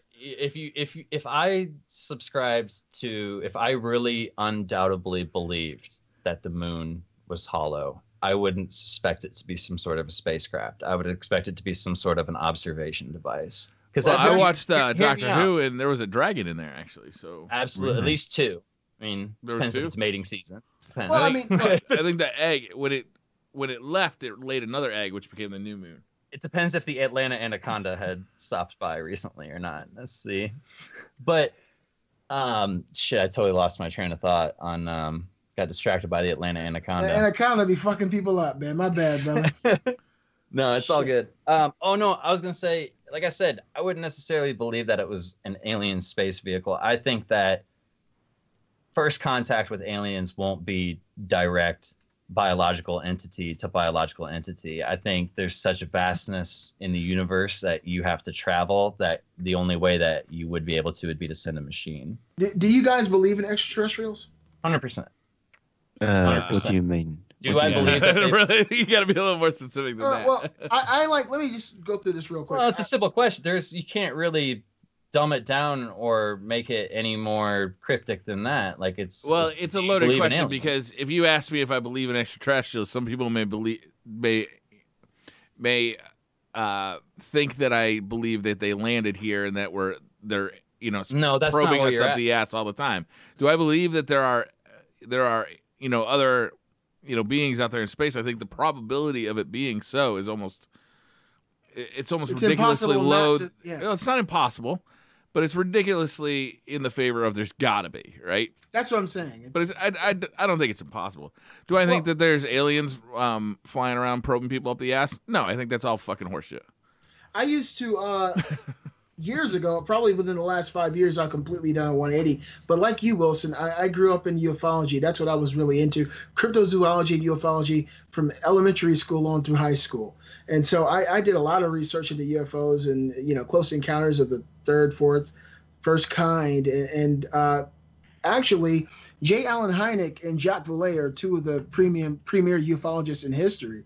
They did a 10-year study of people who had interaction with extraterrestrials, seen them, and had them actually come into their rooms, and people who claimed to have been abducted.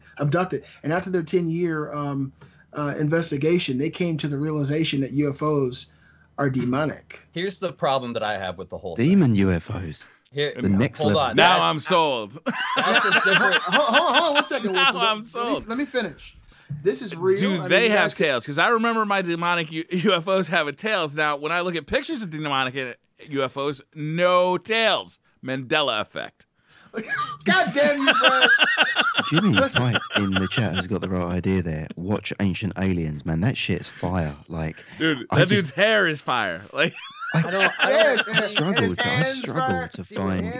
You're getting me too all over the place here, because like I used to subscribe to the ancient alien theory, and I think that it's not the first time that society has been technologically advanced. I think humans built the pyramids. I think we did a lot of stuff, and there's a lot of evidence and a lot of debate going on right now in the archaeological society that we've been around a lot longer. But my problem, like Briar was talking about, my problem with the whole UFO thing is, yes, the universe is infinite and expanding at an even faster, more infinite rate. So fast, in fact, that light will never reach it, thus making it, in a sense, another universe. You know what I mean? If light's never going to reach there, we're never going to be able to get there. So it's technically another universe. I think it's almost probably it's impossible for there not to be life. Do I think they've been here? Do I think they've been here? At least once. Yeah, I do. There's a lot of fucked up shit that people have seen in the sky and recorded. A lot of credible people, astronauts, pilots, military employees who have seen air traffic controllers, who have seen and documented some very messed up stuff in the sky. Now, that begs the question with me. This is the question that comes up with me. What is powering those things that we're seeing in the sky, and why is it not? Hold on. Why, if it's not aliens, it's us, and we're up there zipping around with some sort of a power source that we don't know about. So why the fuck are we still on fossil fuels if that type of technology is possible? So hear me out. Hold on. Either it's aliens or it's us. Either way, it's not cool.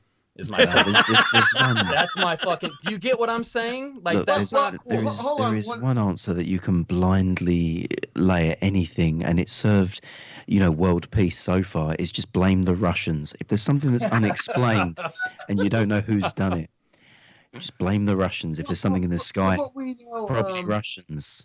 From the stories, at least, that were told of top secret and people who were in the know at like Area 51 and in Ohio at the secret base there, that these ships, these extraterrestrial ships that our scientists, top secret scientists, have had access to, there are no moving parts, there are no engines in these things. They float, they hover, there's no sound. I'm sure you've heard this, Wilson.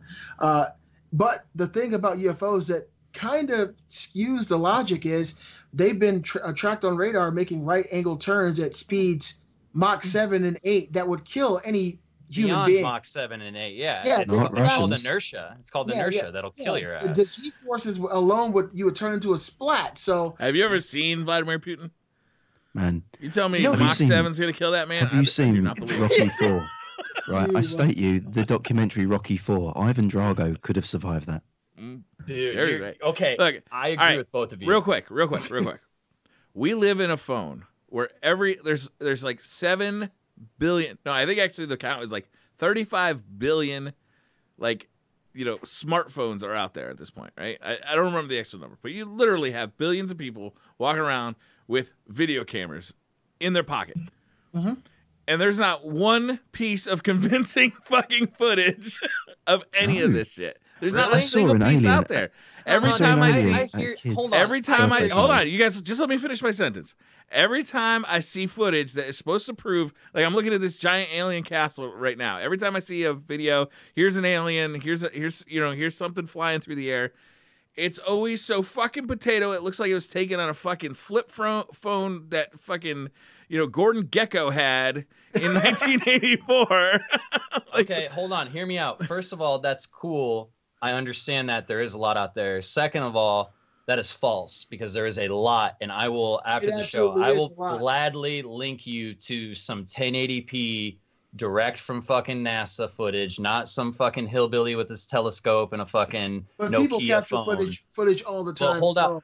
Also, you could go take your iPhone out there and try to focus on something with the sky with it, man. Like, we have iPhones and stuff that can record stuff. I can't even record something in high definition at the end of my fucking yard with my phone. You know what I mean? Like, you can't blame it on the technology that we have that disproves. We have amateur people with telescopes, and I mean, there's just so much shit pointed at the sky all the time. There is. How do I not have a lot of stuff. Like if there's literally fucking aliens buzzing around all the time, picking people up and fucking sticking them with anal probes and asking them questions, doing whatever they're doing, right? Like, I mean, the reports are that they're here all the time. Briar. Well, what is it? Fire in the Sky. That's the most famous one, right? Travis Walton, he didn't get probed in the ass, man. Hear me out. Hear me out. When we dissect a frog, do you really think we give a fuck about what we put it through? We stick stuff up animals' asses all the time in the name of science. That's not true enough. But I can find footage of a frog being dissected in high definition. How about this then? Let's say 99% of all claims are absolute bullshit and can be explained. And let's say that most of them, I firmly believe that 99% of them can be explained. Agreed. But then why should I believe that 1%? It's why that 1%. should I believe them? Why should I believe them? Well, look, like what evidence out there? Like, that's always my problem. I want to believe, right? I really do. And when I was a kid, I did believe. But I have never seen any compelling evidence. And I've looked. Absence of evidence is not evidence, Briar. But it's also not, it's not anything. No, it's not. But that's it. It furthers the investigation. That's what I'm saying. Absence of evidence is not evidence, and it works both ways. Evidence of absence. But this is what it works both ways. It works both ways, except like it doesn't prove, like, absence of evidence also doesn't prove that it's not there or that it is there. Like, true. But let me just say one thing. A crutch. Let me just say one thing. Just one thing, and I think that this should be a creed that we all live by. We can't say that anything isn't real. We can't say that anything doesn't exist. We can't say definitively that these things are not true, unless you do extensive true research. Unless you quit your job and you go and actually find out about this and read tons of literature and actually become an expert in a particular field. To say, with very limited life, first of all, we're all pretty young, life experience. On top of that, how much of that life we've actually looked into a particular subject and say, no, it's not true. That's just too arrogant. I think the best way to live your life is to say, it could be, I just don't know. Because there are people, I'm sorry, I don't care what anyone says. Something came into my room as a child. You guys know this. I've talked to you about it. Something came out of my closet as a child. My brother saw it. Our door closed by itself. My mom was beating on the door locked. A whole bunch of creepy shit happened with this thing in our room. And I call it the fruit head man. You guys have known me for years. I told you the truth. I have no reason to lie, and I swear to God, I don't care what anybody's saying in the comments. It's totally true. I grew up looking into ufology because this thing looked like a fruit. Its head was a perfect oval. Its body was very skinny. And as a child of 3 or 4 years old, I'm thinking that this thing is made of fruit coming out of my closet. And so I started looking into it, and I realized this is what most people would consider a gray extraterrestrial. These things are real. Just because it didn't happen to you doesn't mean it didn't happen to somebody else.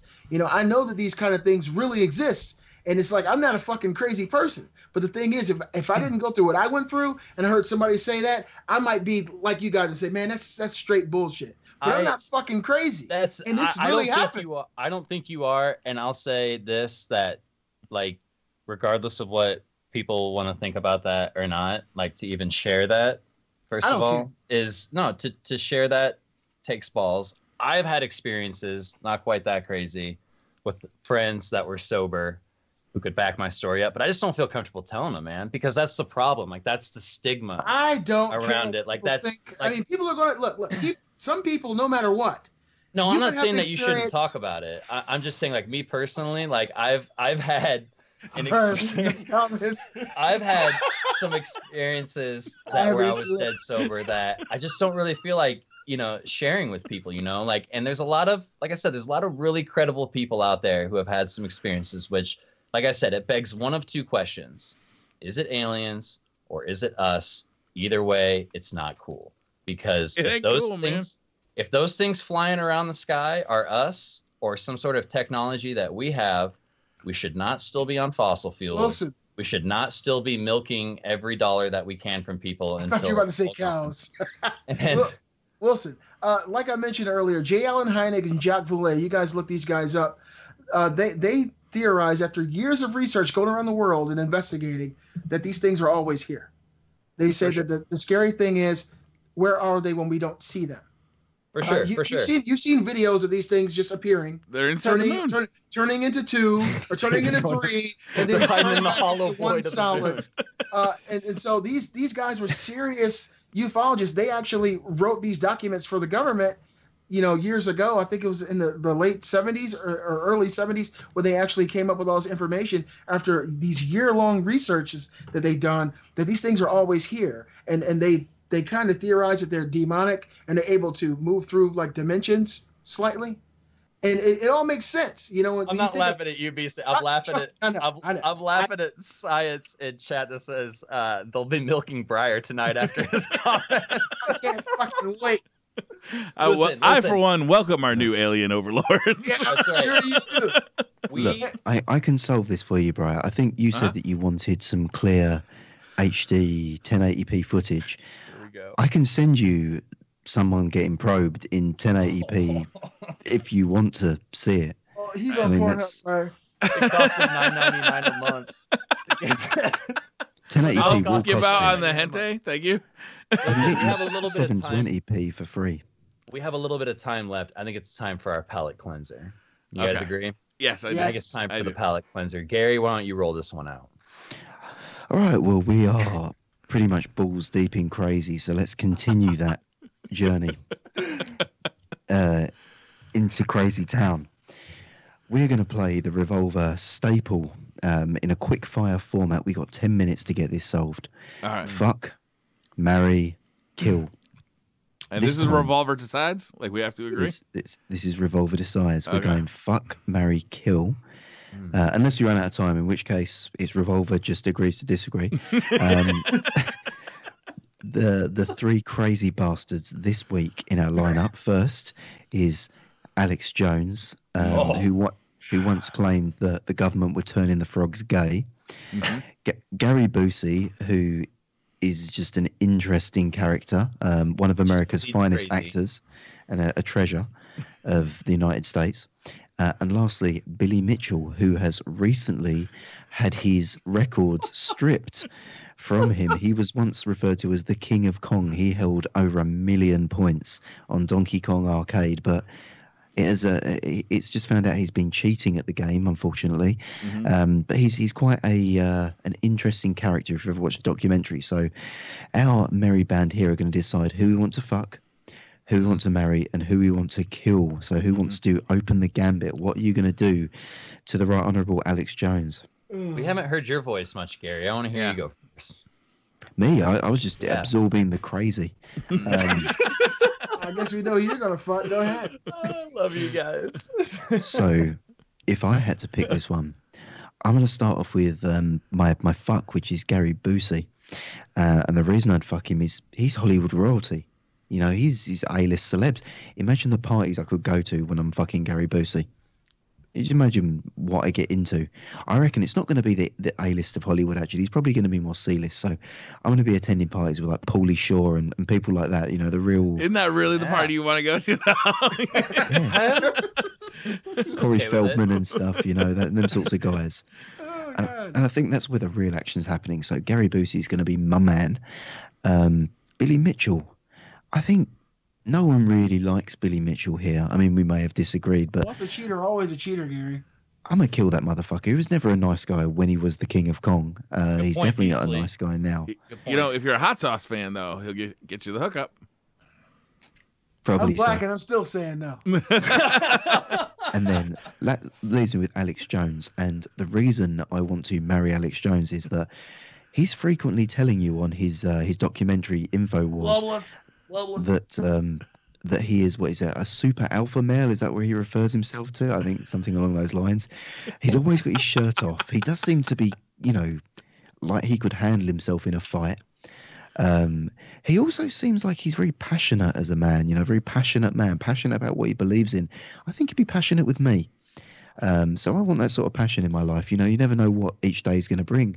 What's Alex going to be ranting about? You know, you come home. That slips the amphetamine into all of his lunches, because that imagine guy is You're very driving energetic. down. You're driving down your little ranch that you've got with him past the white picket fences, and Alex is on the roof again with his shirt off, screaming at the top of his voice around how there's, you know, what's it called, chemical trails in the corn. Just, you know, you never know what's going to happen with him, and I think that makes for an interesting marriage. So I'm putting a ring on Alex. Well, I'll go second because Gary pretty much nailed it for me for slightly different reasons. I'm going to kill Billy. I don't, like I said, I don't believe that cheaters deserve a second chance. You know, he cheated at Kong, and he'd probably end up cheating on me. And ask my son's mother; they know what I do if I find out you're cheating. You're gone. Anyway, so he'd be dead. I would have to fuck. Wait. Can we clarify here? You didn't kill her. Jesus.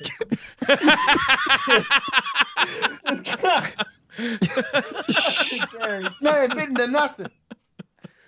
That segment there sounded like you just murdered her. Spiritually, Jesus fucking Gary. Christ. All right, so yeah, that did sound like I killed her. Huh? I killed the relationship. Some conspiracy theories. Gary Busey, you know, even though I have to get over the eye, he'd be an interesting fuck, I think, because, you know, who doesn't want to sleep at least one time with a clinically crazy person? You know, just to see how close you can come to death, you got to wear a bulletproof vest. I think Gary Busey would be interesting for one night. And of course, Alex Jones would have to be marriage material. I'd have to throw the ring on Alex for a few reasons, because Alex Jones has become, you know, this huge conspiracy theorist over the years due to the information that's been coming his way and his connections. As my wife, because he'd have to assume that role, I would take the internet away from him, and I'd have to, you know, I'd only pay for the necessities. I would get him a regular job. And to me, the probably the funnest thing that the most fun that I can have with Alex is taking That dude him is going to be the most annoying cashier at Walmart, man. Every time you go through that line, he's like, "Did I tell you about the fucking frogs?" Fuck, man. I just want to check out and leave with my yodels, man. You can't even buy Jiffy peanut butter without him being like, "Did you know it was called Jif?" That's what I'm saying. Look, I'd have to take Alex grocery shopping just to see what's going on, and I would let Alex work in my T-shirt business to see what kind of ideas he comes up with. You know, I think the guy has a wealth of information. I just got to stop it from coming. Oh, Because the that's when memes he are going to be gets great. excited. Yeah, of course. Remember when he turned into Dragon Ball Z and went Super Saiyan and screamed as hair flew? Yeah, Alex Jones is a very exciting. I've now just got a vision of Alex Jones working a series of menial jobs and what that would look like. That's like a sketch show in itself. Could you imagine Right. being a used car salesman working the forecourt? That'd just be fantastic. I mean, I would try to get him to be like the greeter at Walmart. I wouldn't even want him at a register. No, you got to put him at the register so he can look at people's products and be like, "The global elitists," because that's his favorite thing to say. Or he'll be like, he'll look at something and be like, "Have you heard of the Mandela Effect?" And like, put him in the health food section, and he would sell everything over there, because he's constantly selling water. He's constantly selling, you know, supplements. I think water sells itself pretty well. I mean, Yeah. That's Doesn't really another need a sales team. That's another conspiracy. Who remembers back in the day, right? When, you know, my dad, I used to go to the grocery store, my dad go to Kroger, and he said, "Look at these idiots buying water. I'll never buy water." And you know, as a kid, I thought it was smart. I was like, yeah, I'll never buy it either. We got it for free at home. Don't Yeah, nobody we do- didn't know at the time that our ancient infrastructure was leaching lead into all our water. that you were paying for because it ain't free, so you're still paying Good for point, water. right? So there might have been some bullshit there. All right, so that's my order. Kill Billy Mitchell. Fuck the crazy and marry Alex Jones. I'm sorry, Kate. Wilson? Okay, Billy Mitchell's the only one I've seen in the pin-up, so I'm definitely fucking Billy Mitchell. 100%. You never seen the King of Kong? He's got pinups. He's got pinups of himself in his own house. As one does. Yeah, I mean, Beasley, you have a portrait of yourself. I mean, next step is naked. I'm just saying, like, you know, you could. That is a small step too. That is not a giant leap. It's in the bed. It's in the bedroom on the ceiling. Yeah. This may come as a surprise to you, but Alex Jones has got to go, man. I'm not. You'll never get any information ever again. I'm not a big conspiracy theorist. Why would you kill the conspiracy theorist? Because I'm all for a good conspiracy theory, man. But a fear mongrel, I can't do the fear mongering, dude. And Gary Busey, I'm marrying him because his son was in Starship Troopers, which is one of my favorite movies of all time. Like I want to meet his son and say, thank you. You look like Guile from Street Fighter. Right? How did they miss out on that casting opportunity? Yeah. That's my you can do that during a one-night stand. You're not going to have a 30-year conversation with Gary Busey's I want son. the rest of my life to tell him that he looks like Guile. And every time he comes into the room, I want the dun dun dun dun dun dun dun dun. Gary Busey is the obvious fuck. Right? He's obviously the fuck because he's going to be the most fun on that date night, right? You're going to go out, you're going to have a blast that night hanging out with Gary Busey. You don't want to marry that motherfucker, though. I mean, he is going to talk through every fucking movie. Every movie. You're never going to get to watch a movie again in peace. No. Definitely fuck him. Don't marry him.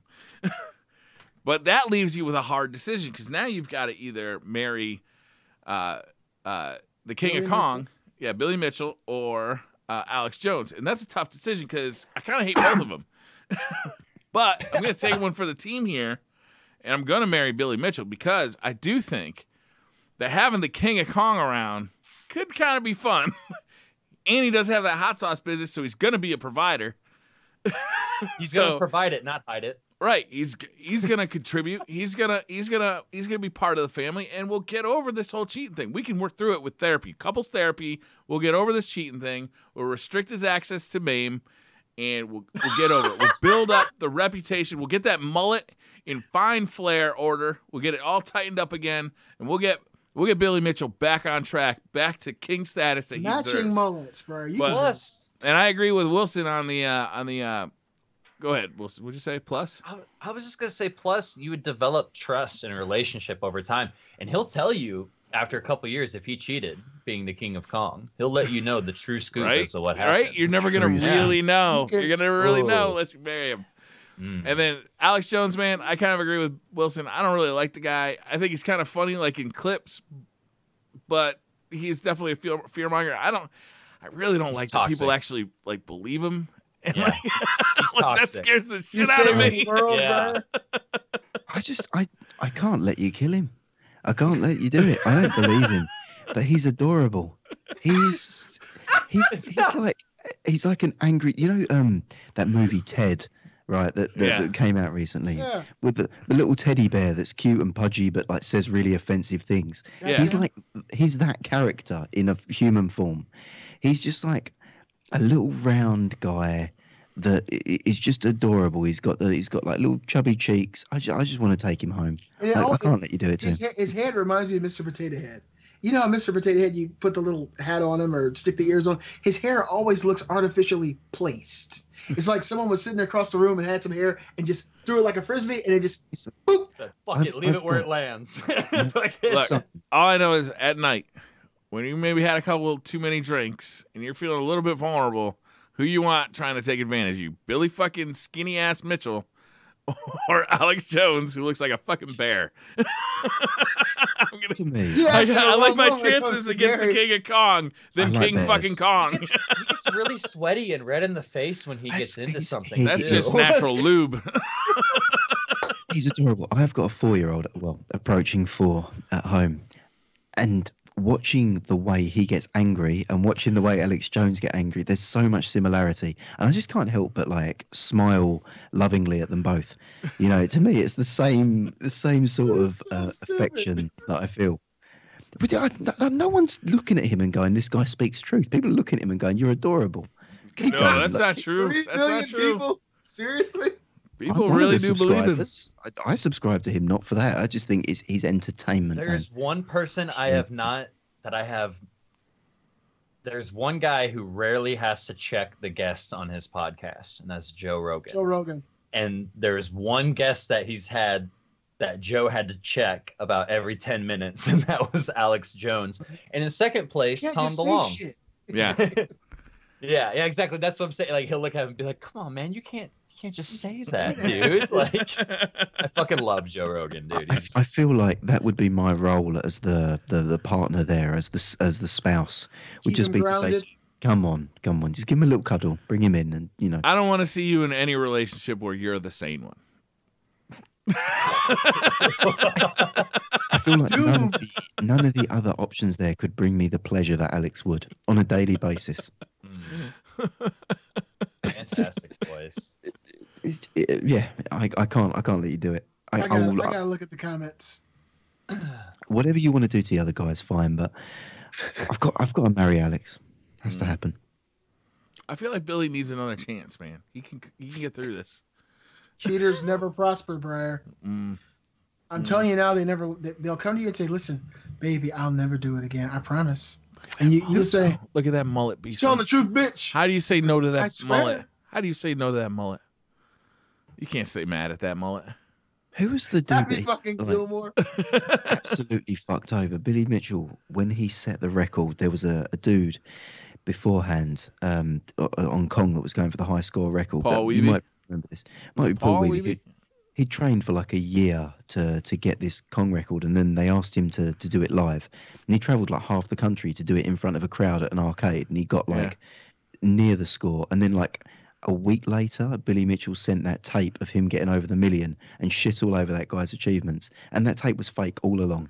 Yeah. I think that's a dick move. You can't marry that man. You can't marry him.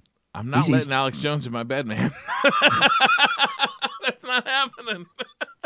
Maybe I'll just be an abusive husband. I will just verbally abuse Billy Mitchell for the rest of his days.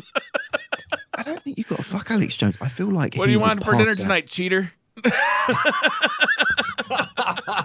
I feel like Alex Jones is never making it up to the bedroom. I feel like he is going to pass out in a whiskey-fueled like slump on the couch every night, and you could just tuck him in down there and leave him to it. You don't need to bring him into bed. Just enjoy the spectacle. It's like watching The Last Days of Decadence, like the fall of Rome, but he's your husband. There's something to be said about watching that level of dysfunction. But that would be my man. Sorry, I'm reading the comments. They're hilarious tonight. All night they've been funny as hell. All right. Do we have to decide here? I don't know. We haven't quite decided. Oh man, this is really fucked because 2 against 2, and well, I'm the biggest guy, so I'm gonna have to force this one, guys. Alex lives. Done. I don't remember what your answer was, but what is it? You talking about Revolver decides? Yeah. Alex lives, Billy's dead, and Gary gets fucked. Enjoy your night. Both Garys. As long as Gary gets fucked, I'm happy in the end. Boom. And that has been the Revolver Live Conspiracy Edition. We dabbled into World of Warcraft. We dabbled into Gary Busey, Hollow Moon, Mandela Effect. You guys give us some ideas in the comments. Follow us on Twitter. Let us know what kind of shows you'd like to see in the future. We can center shows around your ideas or your topics. So be sure to send your topics if you have some for us in the future at revolvergamescast@gmail.com. We love to read them. And of course, send your reviews in to iTunes, Podbean, or wherever you do your podcasting, so that it really does help our podcast. And we're very grateful. Do you know what? They've been knocking it out of the park. We have been getting views and followers out of nowhere. I mean, I didn't even know that many people knew that we existed, let alone listen to us on a weekly basis. But yeah, the iTunes podcast, Podbean podcast, whatever else you get us on, SoundCloud, I think it picks up on the feed too. It really helps out. And if you want to follow us, you know, that's growing as well at record rate, and that helps us get noticed, helps more people find it and waste 2 hours every week listening to, frankly, misinformation of the highest caliber. I mean, and you guys let me know what you think. Before the show, I was talking to the guys. I love the idea and the title of our podcast, Revolver Live, but I'm thinking 3 beards, 1 beauty. You guys let us know what you think in the future. You know, something else that we've probably should be getting on is maybe once a month putting out some sort of a form of Q&A for Twitter and chat, and doing one topic a month where it's Q&A from chat. Yeah, that'd be Pretty awesome. sure they'd be down with that. That would be fun, yeah. Let us know, chat, if you'd like to get involved more. So we'd love If you guys want to know what Yeah. happened in that bedroom when that fucking thing came out of my closet, I swear to God. Hit me on Twitter. I'll tell you the whole damn story. I think didn't you tell the story on the show? It wasn't on air. No. Are you sure? Yeah, I don't like ridicule. I feel like I've heard it at least twice. At least twice. Maybe you I told get it on passionate Beastly about Thoughts. this. I think Yeah, you did yeah, tell I it on- definitely did. I think it was on the Beastly Yeah. Thoughts. I've heard it. Yeah. I've heard it at least twice. It really happened. It's a real deal. And if people want to know, I'll definitely share it with them. So where can, we haven't signed off in a while, where Uh-huh. the hell can all these new beautiful listeners find us and fuck with us on Twitter? YouTube, Beastly Gamer, Twitter, Beastly Gamer Max, MAX. youporn.com/BriarRabbit, christianmingles.com/BriarRabbit. That's an oxymoron. Redtube.com/BriarRabbits. I like to keep my options open, Beastly. I just don't want to be Christian locked down by Mingle? your. I just don't want to be locked down by your And- beliefs, man. Don't. Why do you have to ridicule my beliefs, Beastly? I'm not. I'm just saying it's an oxymoron. And Pornhub YouTube.com. / Briar Rabbit, Christian Mingle / well, he's And, naked holding a cross. You can also find him on youtube.com/Big Sugar. Big sugar. Coming soon. Coming soon. It's the only place you can find him on YouTube. The Briar Rabbit channel is dead. Big sugar. You can Ooh, find we me. should do an episode where we're all our alter egos. We got English Muffin. We Uh-huh. got Sweet Dick Willie, Big Sugar, and you guys said Brown Sugar. No, Atlanta Anaconda. Atlanta Anaconda. Put a little bit of brown sugar on the tip. You're only brown sugar, and when you're specifically matched up with Briar, then it's Okay. white sugar, all it's white sugar and brown sugar. You Gotcha. know what I mean? That way, there's no confusion. We've got commands in chat now for our alter egos. That's amazing. If you All of guys them want to have find hefty me, you emotes. can Why do find they all me. have hefty emotes? You guys can find me rating my local 7-Eleven for Lunchables. When I'm not at 7-Eleven getting Lunchables, you can find me on Twitter at Ryu Wilson, RYU Wilson. There's still 7-Elevens? Sure. I got 2 of them within walking distance of my house. It's fucking weird. Really? Yeah. Wow. All right, guys. Thank you for hanging out today. We will see you next week. Actually, we should raid. Shouldn't we? We should start raiding after this show, right? Yeah. Let's I do that. should. I'm not logging off. Let's raid.